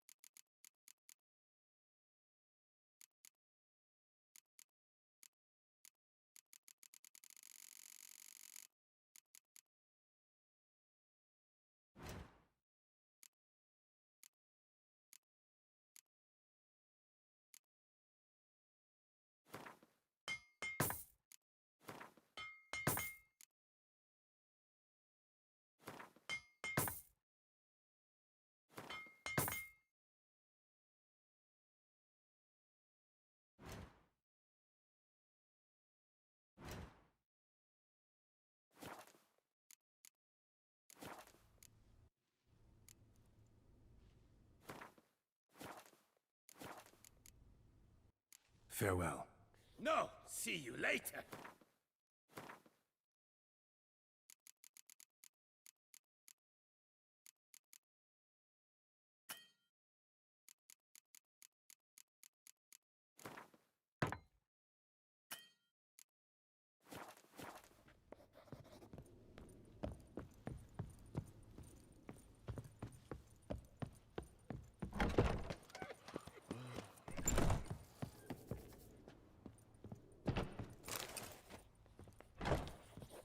The best armor around!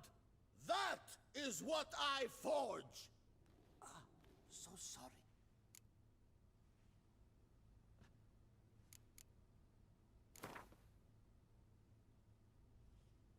Up for a round of Gwent?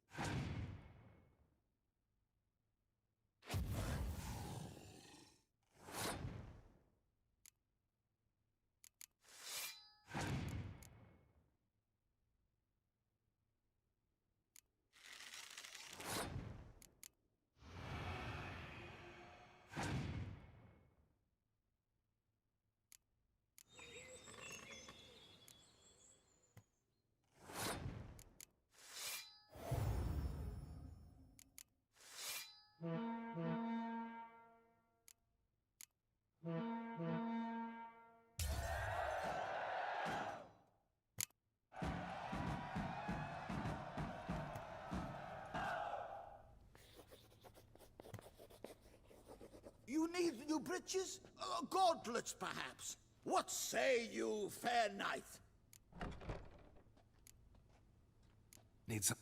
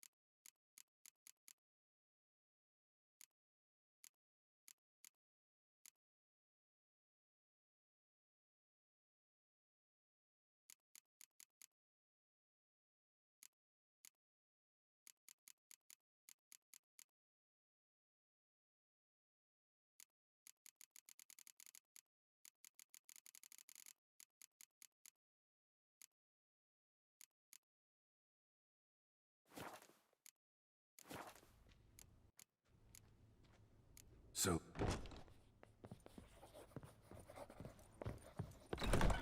Ah, the serendipity. I'm so glad you're back. Master Witcher, what luck to happen upon you. Got work for me? New contract?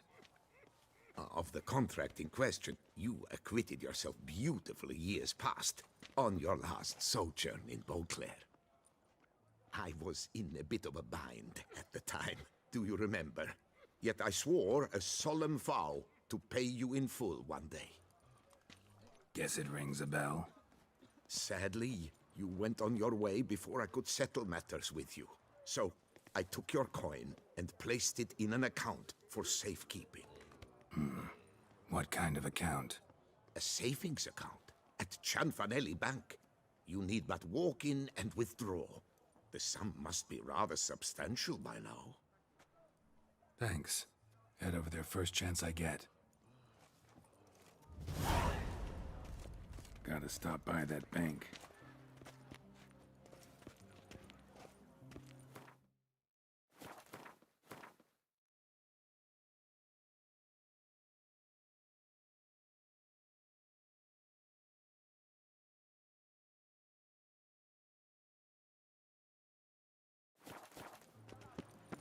You are the famed Geralt of Rivia, are you not?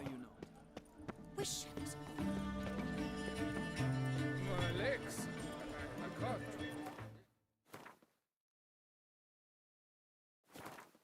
I wish you health.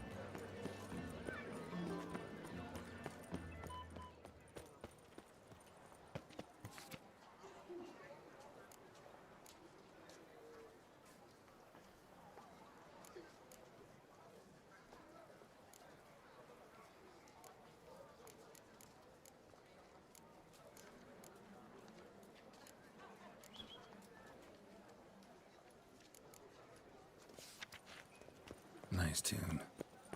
Scars. That gaze. Appearances deceive, but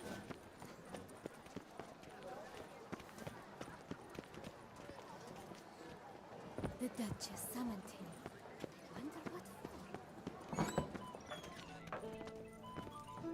my prices are the best this side of the Yaruga. Greetings and welcome, sir. Toussaint is home to the best wines in the world, and I've the best wines in Toussaint.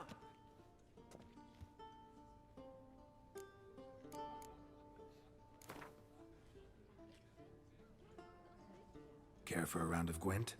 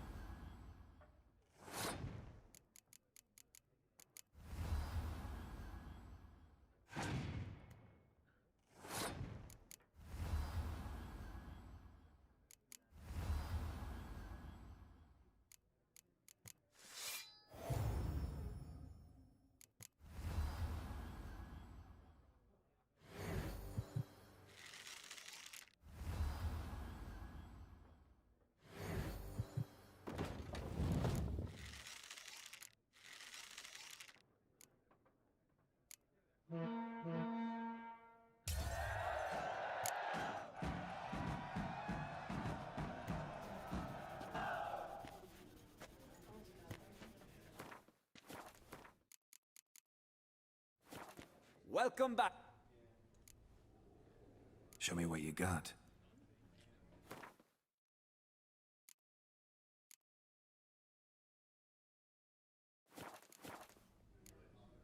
Time flies.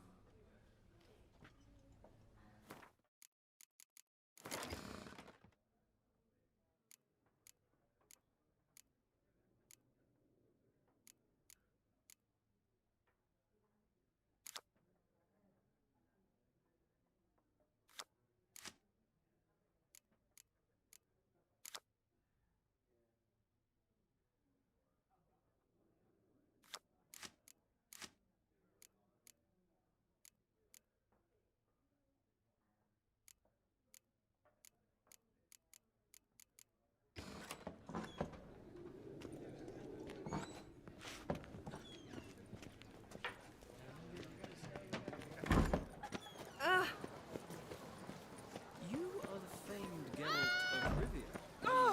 Am I invisible?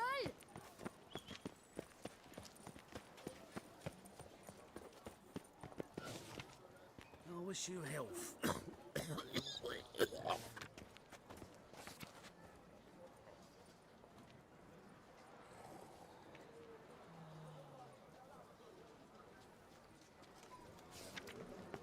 Oh, hey, you grey-haired chit boy, foo-foo out. Excuse you?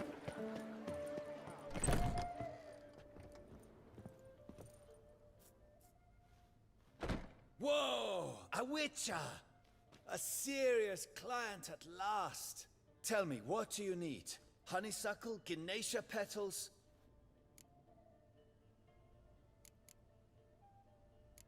How's business?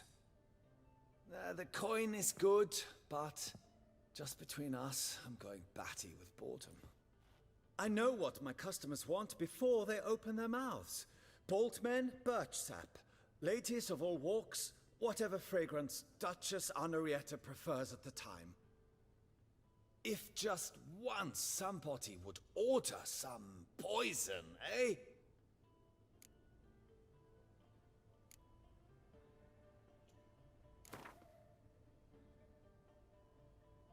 In the mood for a round of Gwent?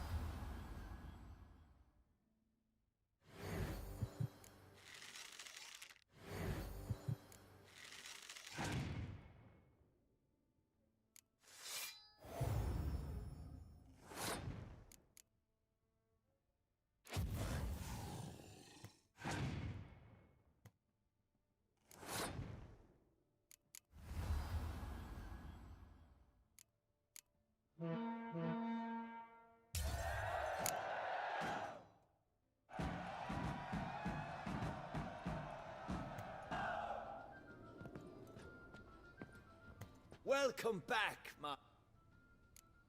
Show me what...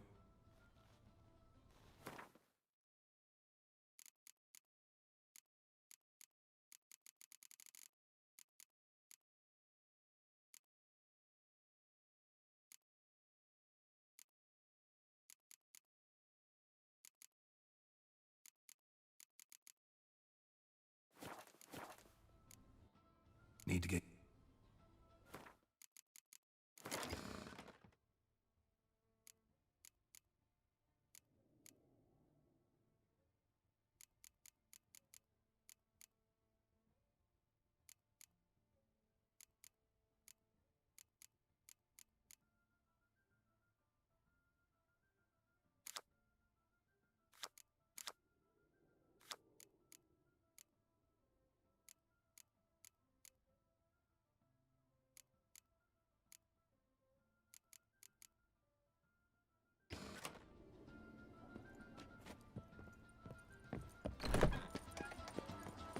Oh, Picarito.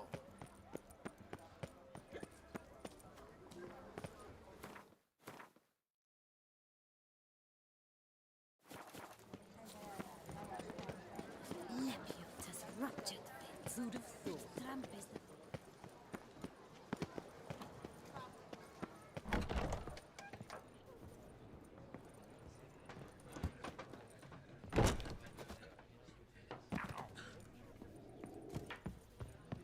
Eat, drink, and be merry. Thus spake the prof. Wipe your boots before you take another step. Don't slurp your food. Don't eat with your hands. Don't pick your teeth with your knife. What? Oh, I'm just jesting. You, sir, clearly were not born in a barn. Welcome to the pheasantry. The best auberge in all the duchy.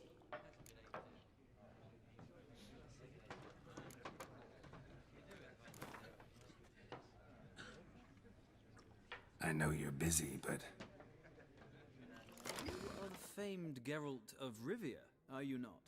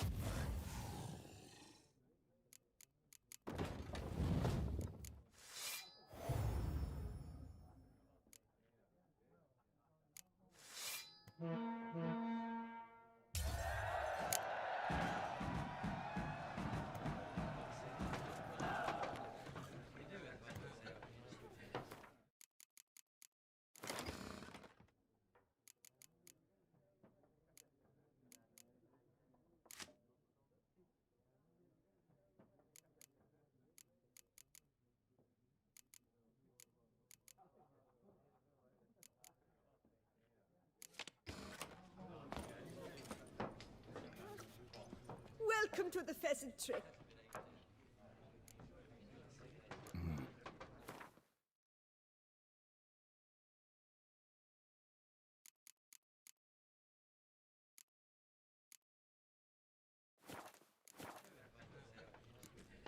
Spoon like this. When you set a place, where's it go? My oh my. It seems rather a fanciful bouillon spoon. Or a key of some sort. There's a note here. Yeah, note led me here. Any idea what the key might open? Never seen it before. But you might search the cellars. The previous owner left all sorts of knickknacks there. See you later.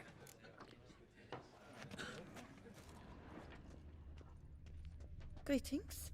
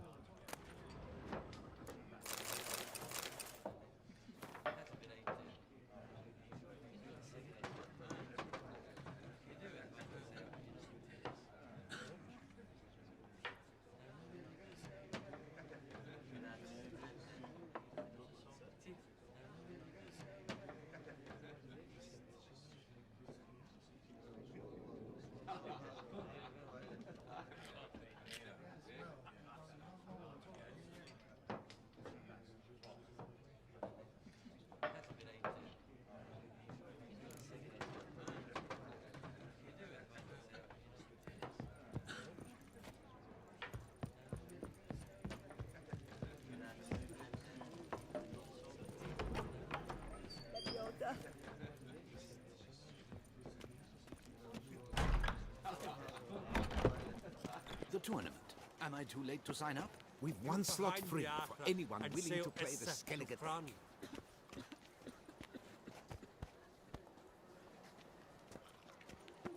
Yes, a face no ointment could help. My heart's about to burst from a surfeit of beauty. What's new, mon ami? Can't believe it. I simply can't. Ah! Boor! Do you know the colors I would see on the Duchy's banners? Red, white... A worker, no player, right?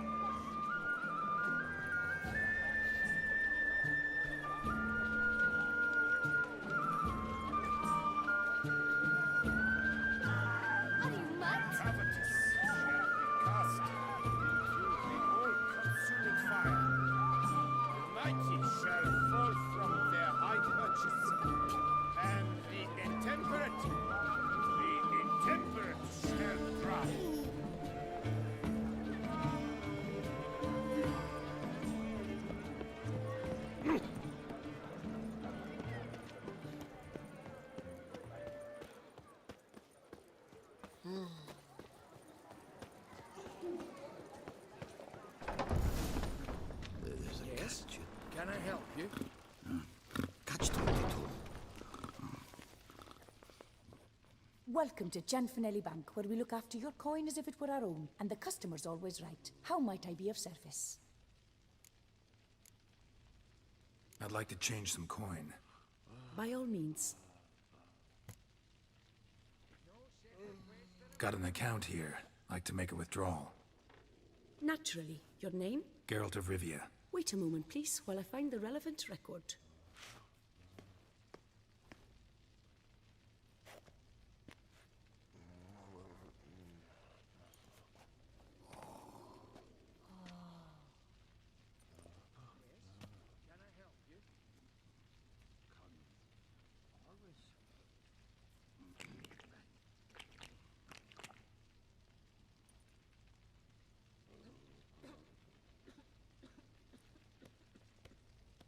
I'm afraid I can't help you. Extraordinary circumstances, you see.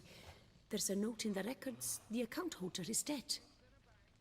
That's inaccurate, as you can see. It's some kind of mistake. The note is clearly an error. To reactivate the account, you'll need permit A38. For more information, please go to window number 1.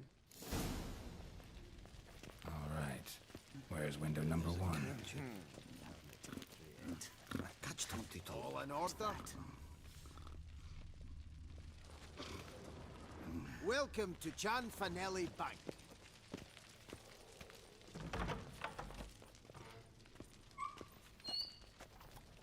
Welcome to Gianfinelli Bank, where we look after your coin as if it were our own, etc., etc. How can I help you, sir? I'd like to reactivate my account, so I need a copy of permit A38. Wrong window, I fear.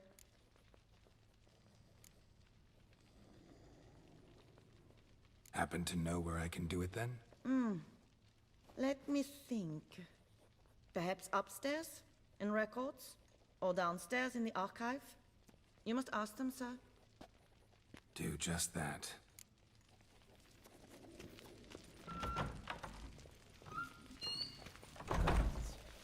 Always. Yes? Can I help you?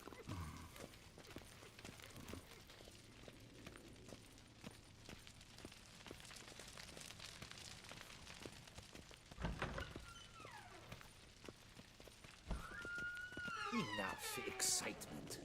Sorry, gotta get through. Halt there! What is... Welcome to Gianfinelli Bank, where we look after your coin as if it were our own, and the customer is always right. How might I help you? This where I get permit A38? Naturally. Just hand me your Form 202, please. Form 202. All right. Where do I get that document? Allow me to explain. Permit A38 can only be issued upon presentation of Form 202, as stated specifically in Ordinance N60. Please, go to window number 1. Just came from there. Never mind. Be back shortly with Form 202.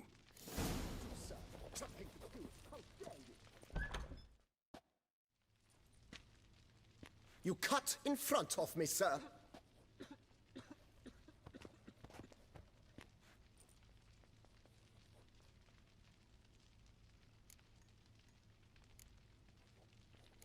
Well, couldn't really give a crap. You boor, you churl! I will not stand for this! Just you wait, I'll teach you some manners! Go on, hit me.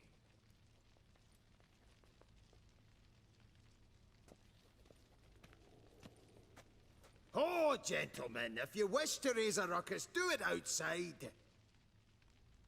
Outside, now!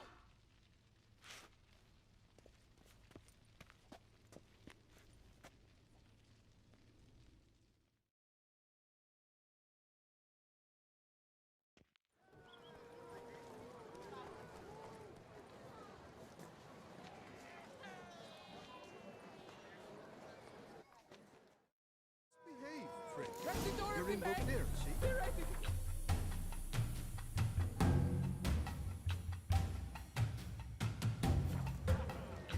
third time this week. I wager 10 on the one on the right. I shall teach you the meaning of decency.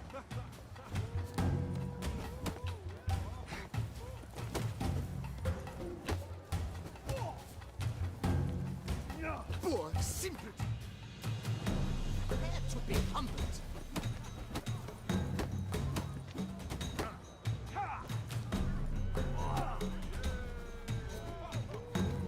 Pathetic.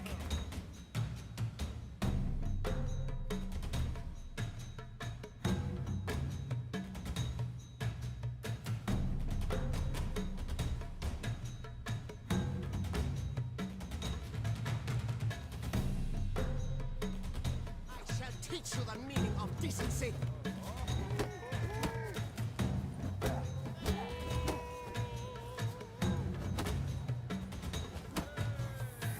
Poor simpleton. Prepare to be humbled.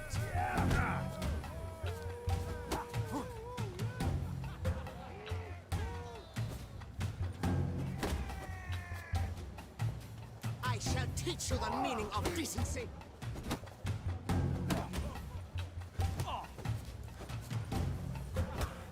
Poor simpleton. Prepare to be humbled.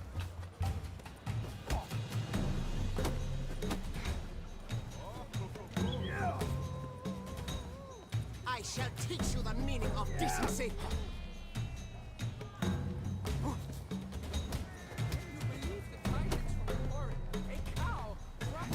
Poor simpleton. Prepare to be humbled.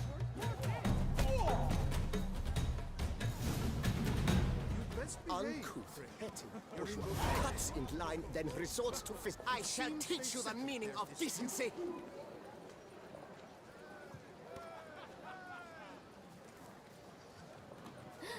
That Witcher's rather handsome. Can you believe the tidings from the Warren? A cow dropped from the sky in broad daylight.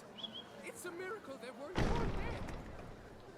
Your boots could use some polish, Vagrant.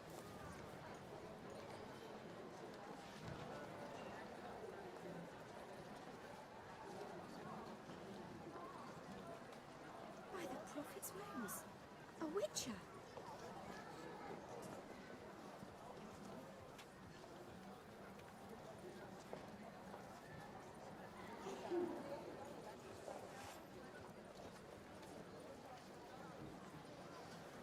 I'm glad to see her illustrious grace summon such a professional.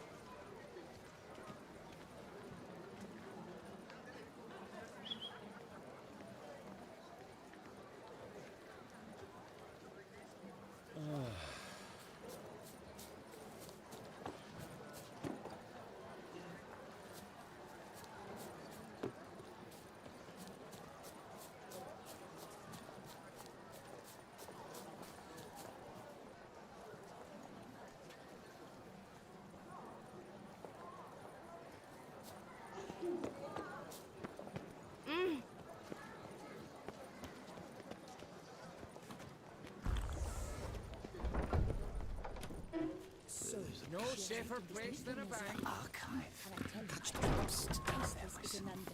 Come on. Where the hell'd she go? Hair pomade. Need to follow the scent. Could be the lead I need. Number likely cost more than we make in a month. What can I do Truly for you? wonder who she got to lend her that much coin.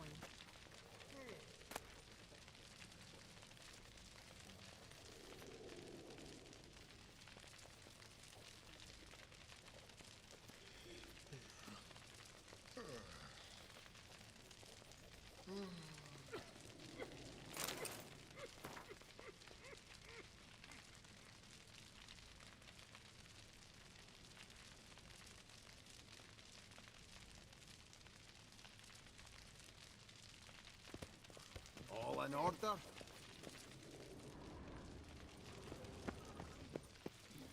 Yes? Can I help you?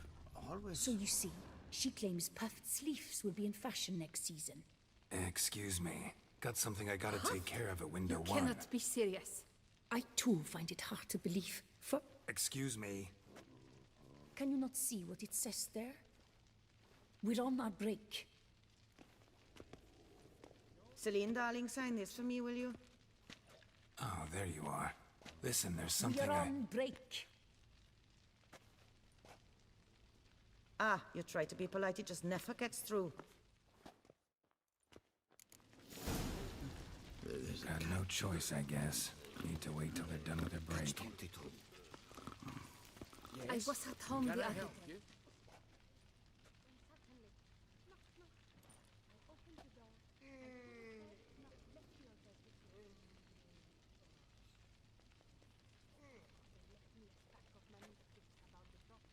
You must wait.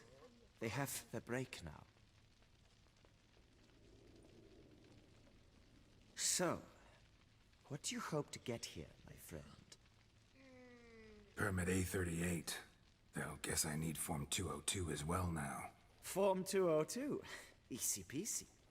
Certificate P. Now, that is a challenge.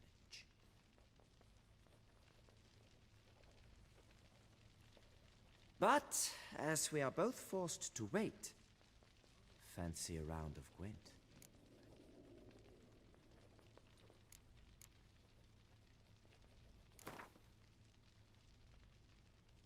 Why not? Let's lay him out. Now, that I understand. I'll start arranging my deck.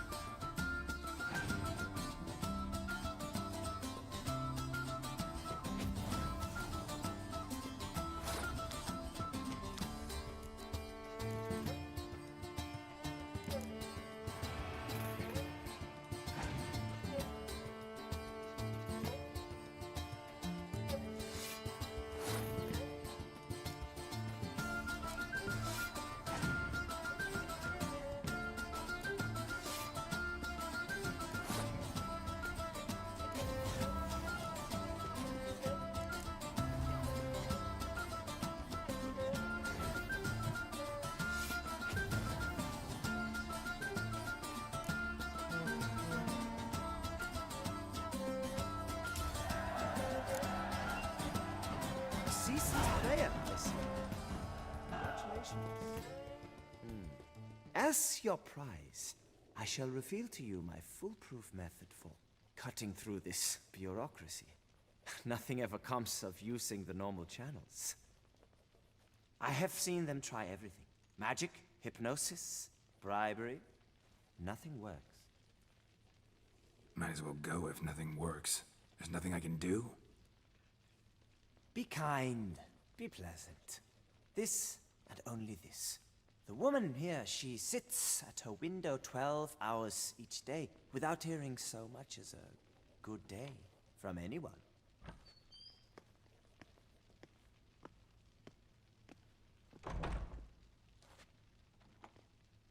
But muster up some flowers, some perfume. Well, you will resolve your matter lickety-split. Right. Certainly worth a shot. Good luck.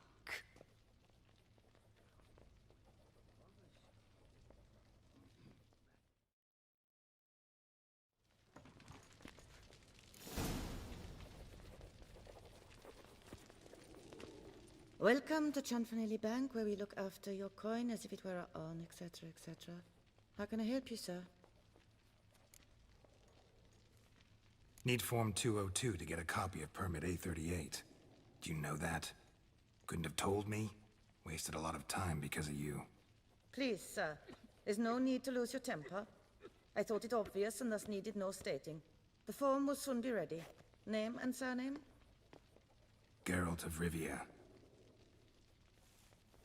Let me find it. Gedon Gemel. Here it is. Geralt of Rivia. Sorry, sir, I cannot issue Form 202. Excuse me? The applicant in question has been declared dead, officially. Now, do tell me, sir, how am I to enter that into the ledger?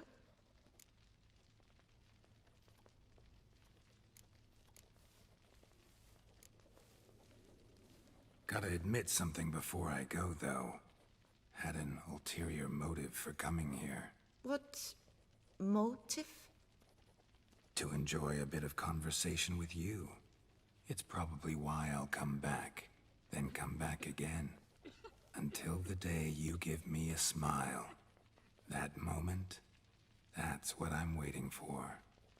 Oh, you, sir, are quite the charmer. Ah, please, wait a moment. I shall fetch Master Chanfanelli. Perhaps he'll arrange something that excludes the paperwork.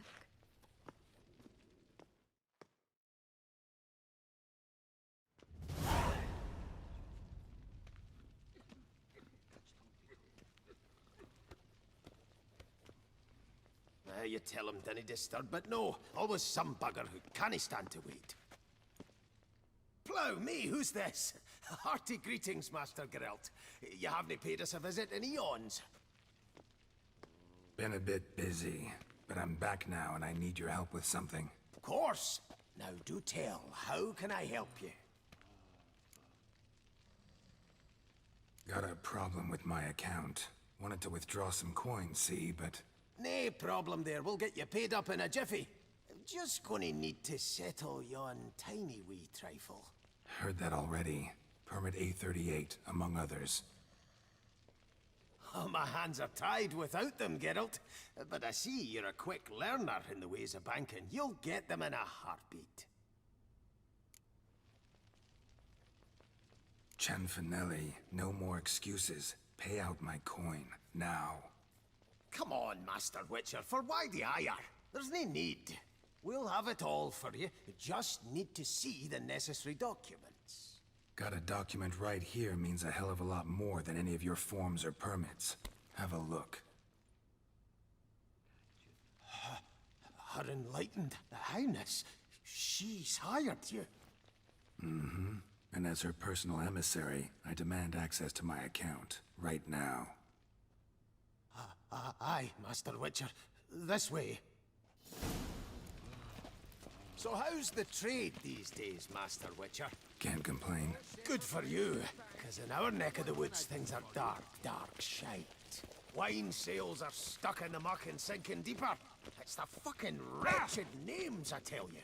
folk out with the duchy haven't any notion how to say Cote de Blessure and all that. It twists their tongues in bloody knots. Makes them ashamed to ask for it.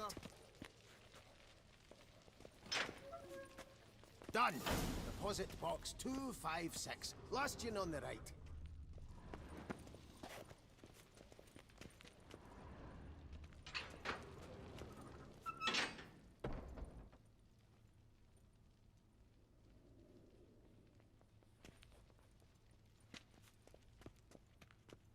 What the hell's this, Cianfanelli? Box is empty. Well, coins got to circulate. So when we learned you were dead, Master, we, circulated yours. Purchased stocks, bonds, invested in a few vineyards. Before we knew it, there was hee-haw left in the box. Really ought to call it what it is. You robbed me, plain and simple. Nay, Master Witcher, never! I wouldn't dare! Oh, you'd dare. And now you'll answer for it. Open the gate. Master Witcher, I'll pay it all back, every red copper. I swear it on my nana's beard.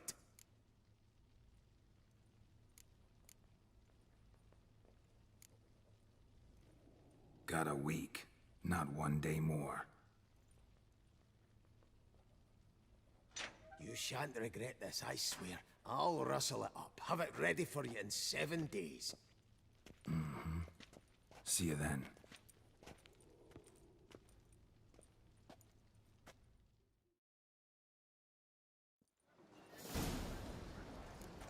To be born in Toussaint is to be born under a master.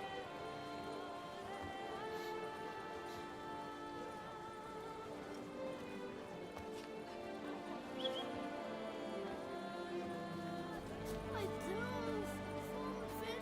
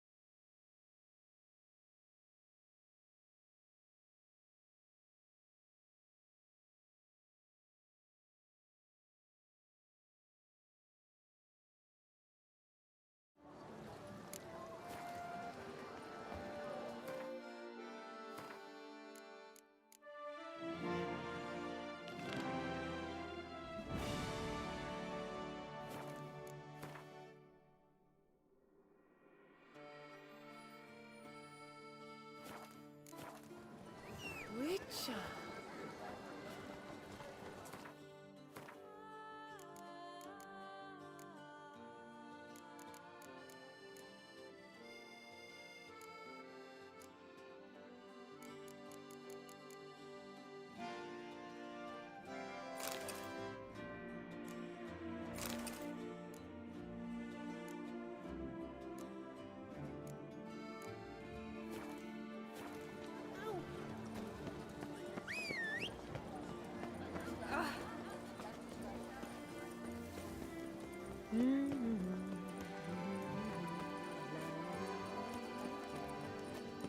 Patrolling on an empty stomach. There was a time the knights would simply drive off that sort of raffle. Innocent. Best behave. Where is she? You're in Beauclair. There's nothing in her stall, nothing in the corral. His lordship rode her into that road.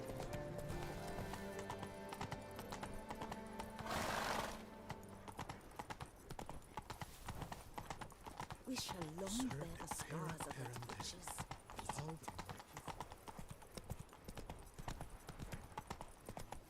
Nothing doing. Sammy reeks around here.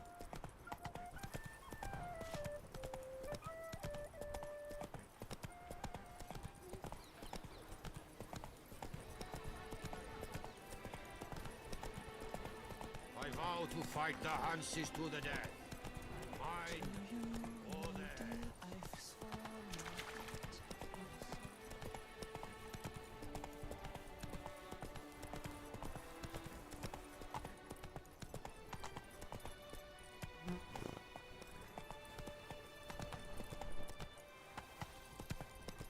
Witches, I have a matter of prime urgency and import. I must speak to you. A monster slave. Your wound. Feeling better? It's healing splendidly, though I am to avoid trouble for some time. To be frank, that is precisely why I wish to speak with you. Want me to stand in for you? Take on some trouble on your behalf? That could very well be the case. You see, there is a maiden, nay, a lady. I suspect someone's cast an ill spell upon her. A curse, perhaps.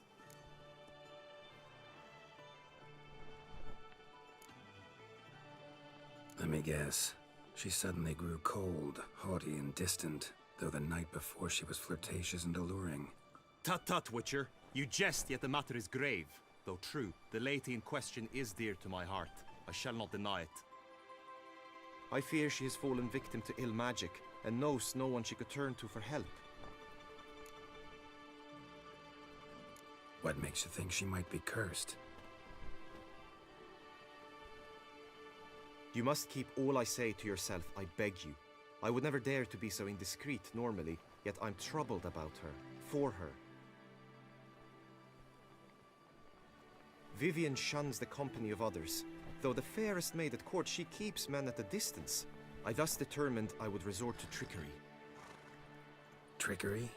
That even befitting of a knight? In war, yes. And what is love if not battle? As it were, one evening I crouched in hiding outside her seamstress's home.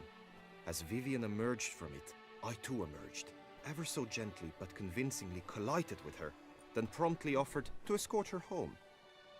She consented. At first, all augured well. I proposed a more scenic route. She agreed. I made kindly forays into conversation, and she even began to respond as we neared the end of our route. Then suddenly, mid-speech, from her mouth there flew a most hideous shriek. I stopped stone cold in my tracks while she turned red, then promptly ran off. I did not give chase that time. I attempted to approach her on several ensuing occasions, to learn what had happened, for I feared she had become entangled in some trouble. I noted that often, come night, she ventures into the woods, where I've seen her walk about a glade near a pool. I've striven on occasion to follow her, but lost track each time. It seemed then she'd melted into the air.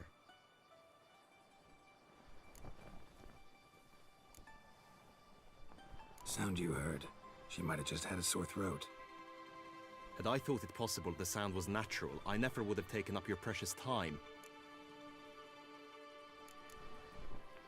Notice any other strange behavior? Additional symptoms? No, Vivienne's avoided me wholly since the first encounter. But folk gossip. What about? They say she's secretive, that no one ever sees her after dusk, that she's wont to suddenly disappear. Nothing unusual about any of that. Tell me more about Vivienne. Who is she? What's her story? She's Her Enlightened Highness's lady-in-waiting. Her mother was a lady-in-waiting, her father a knight. That is all I've learnt, for the Duchessa grows angry when asked about her. Vivienne spends her days within the palace walls. Yet we are in luck, for she has been named a tourney's patroness this year. Thus, each participant will be granted an audience with her. Got a problem then. See, I'm not a participant. I've devised a solution already. You shall take my place in the lists and thus gain the chance to speak to her. I was looking forward to winning the tourney, very much so. Yet for Vivienne, I am prepared to sacrifice anything. This tourney, how's it work exactly? It is the year's grandest and most important contest. Knights from all corners come to face off for the grand prize. And more importantly, for glory. A demanding test of knightly prowess in horsemanship, marksmanship and fencing. I qualified for the first time, had great hopes of winning. Yet... Yeah, I get it. Anything for Vivian. Hardly a regular job, this. Not often I gotta take part in a tourney to fulfill a contract. Fee can't be anything ordinary either. I'm no magnet to command heaps of coin, but naturally I shall award you a just amount. How much do you demand?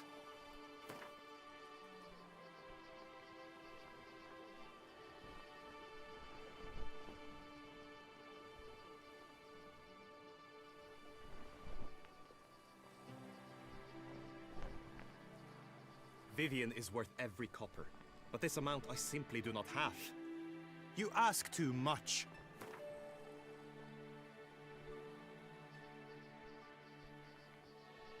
I have comrades I can ask. They would surely lend me coin, yet even that would not be enough. Could you not lower your fees somewhat?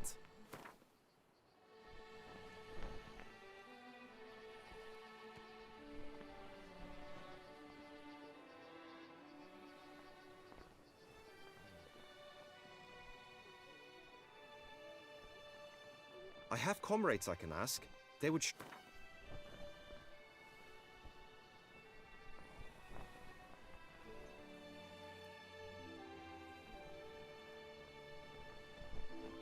Agreed. That is an amount I can indeed muster.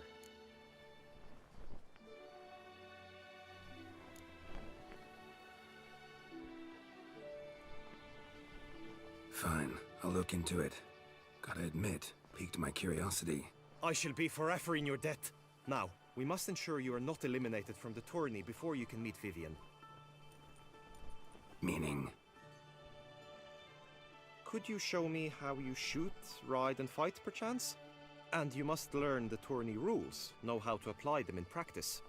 I did not mean to suggest I doubt your abilities. Everyone must train, even a witcher.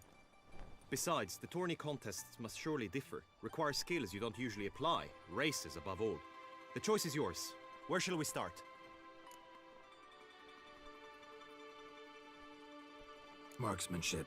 Feel I need to do some shooting. Come with me.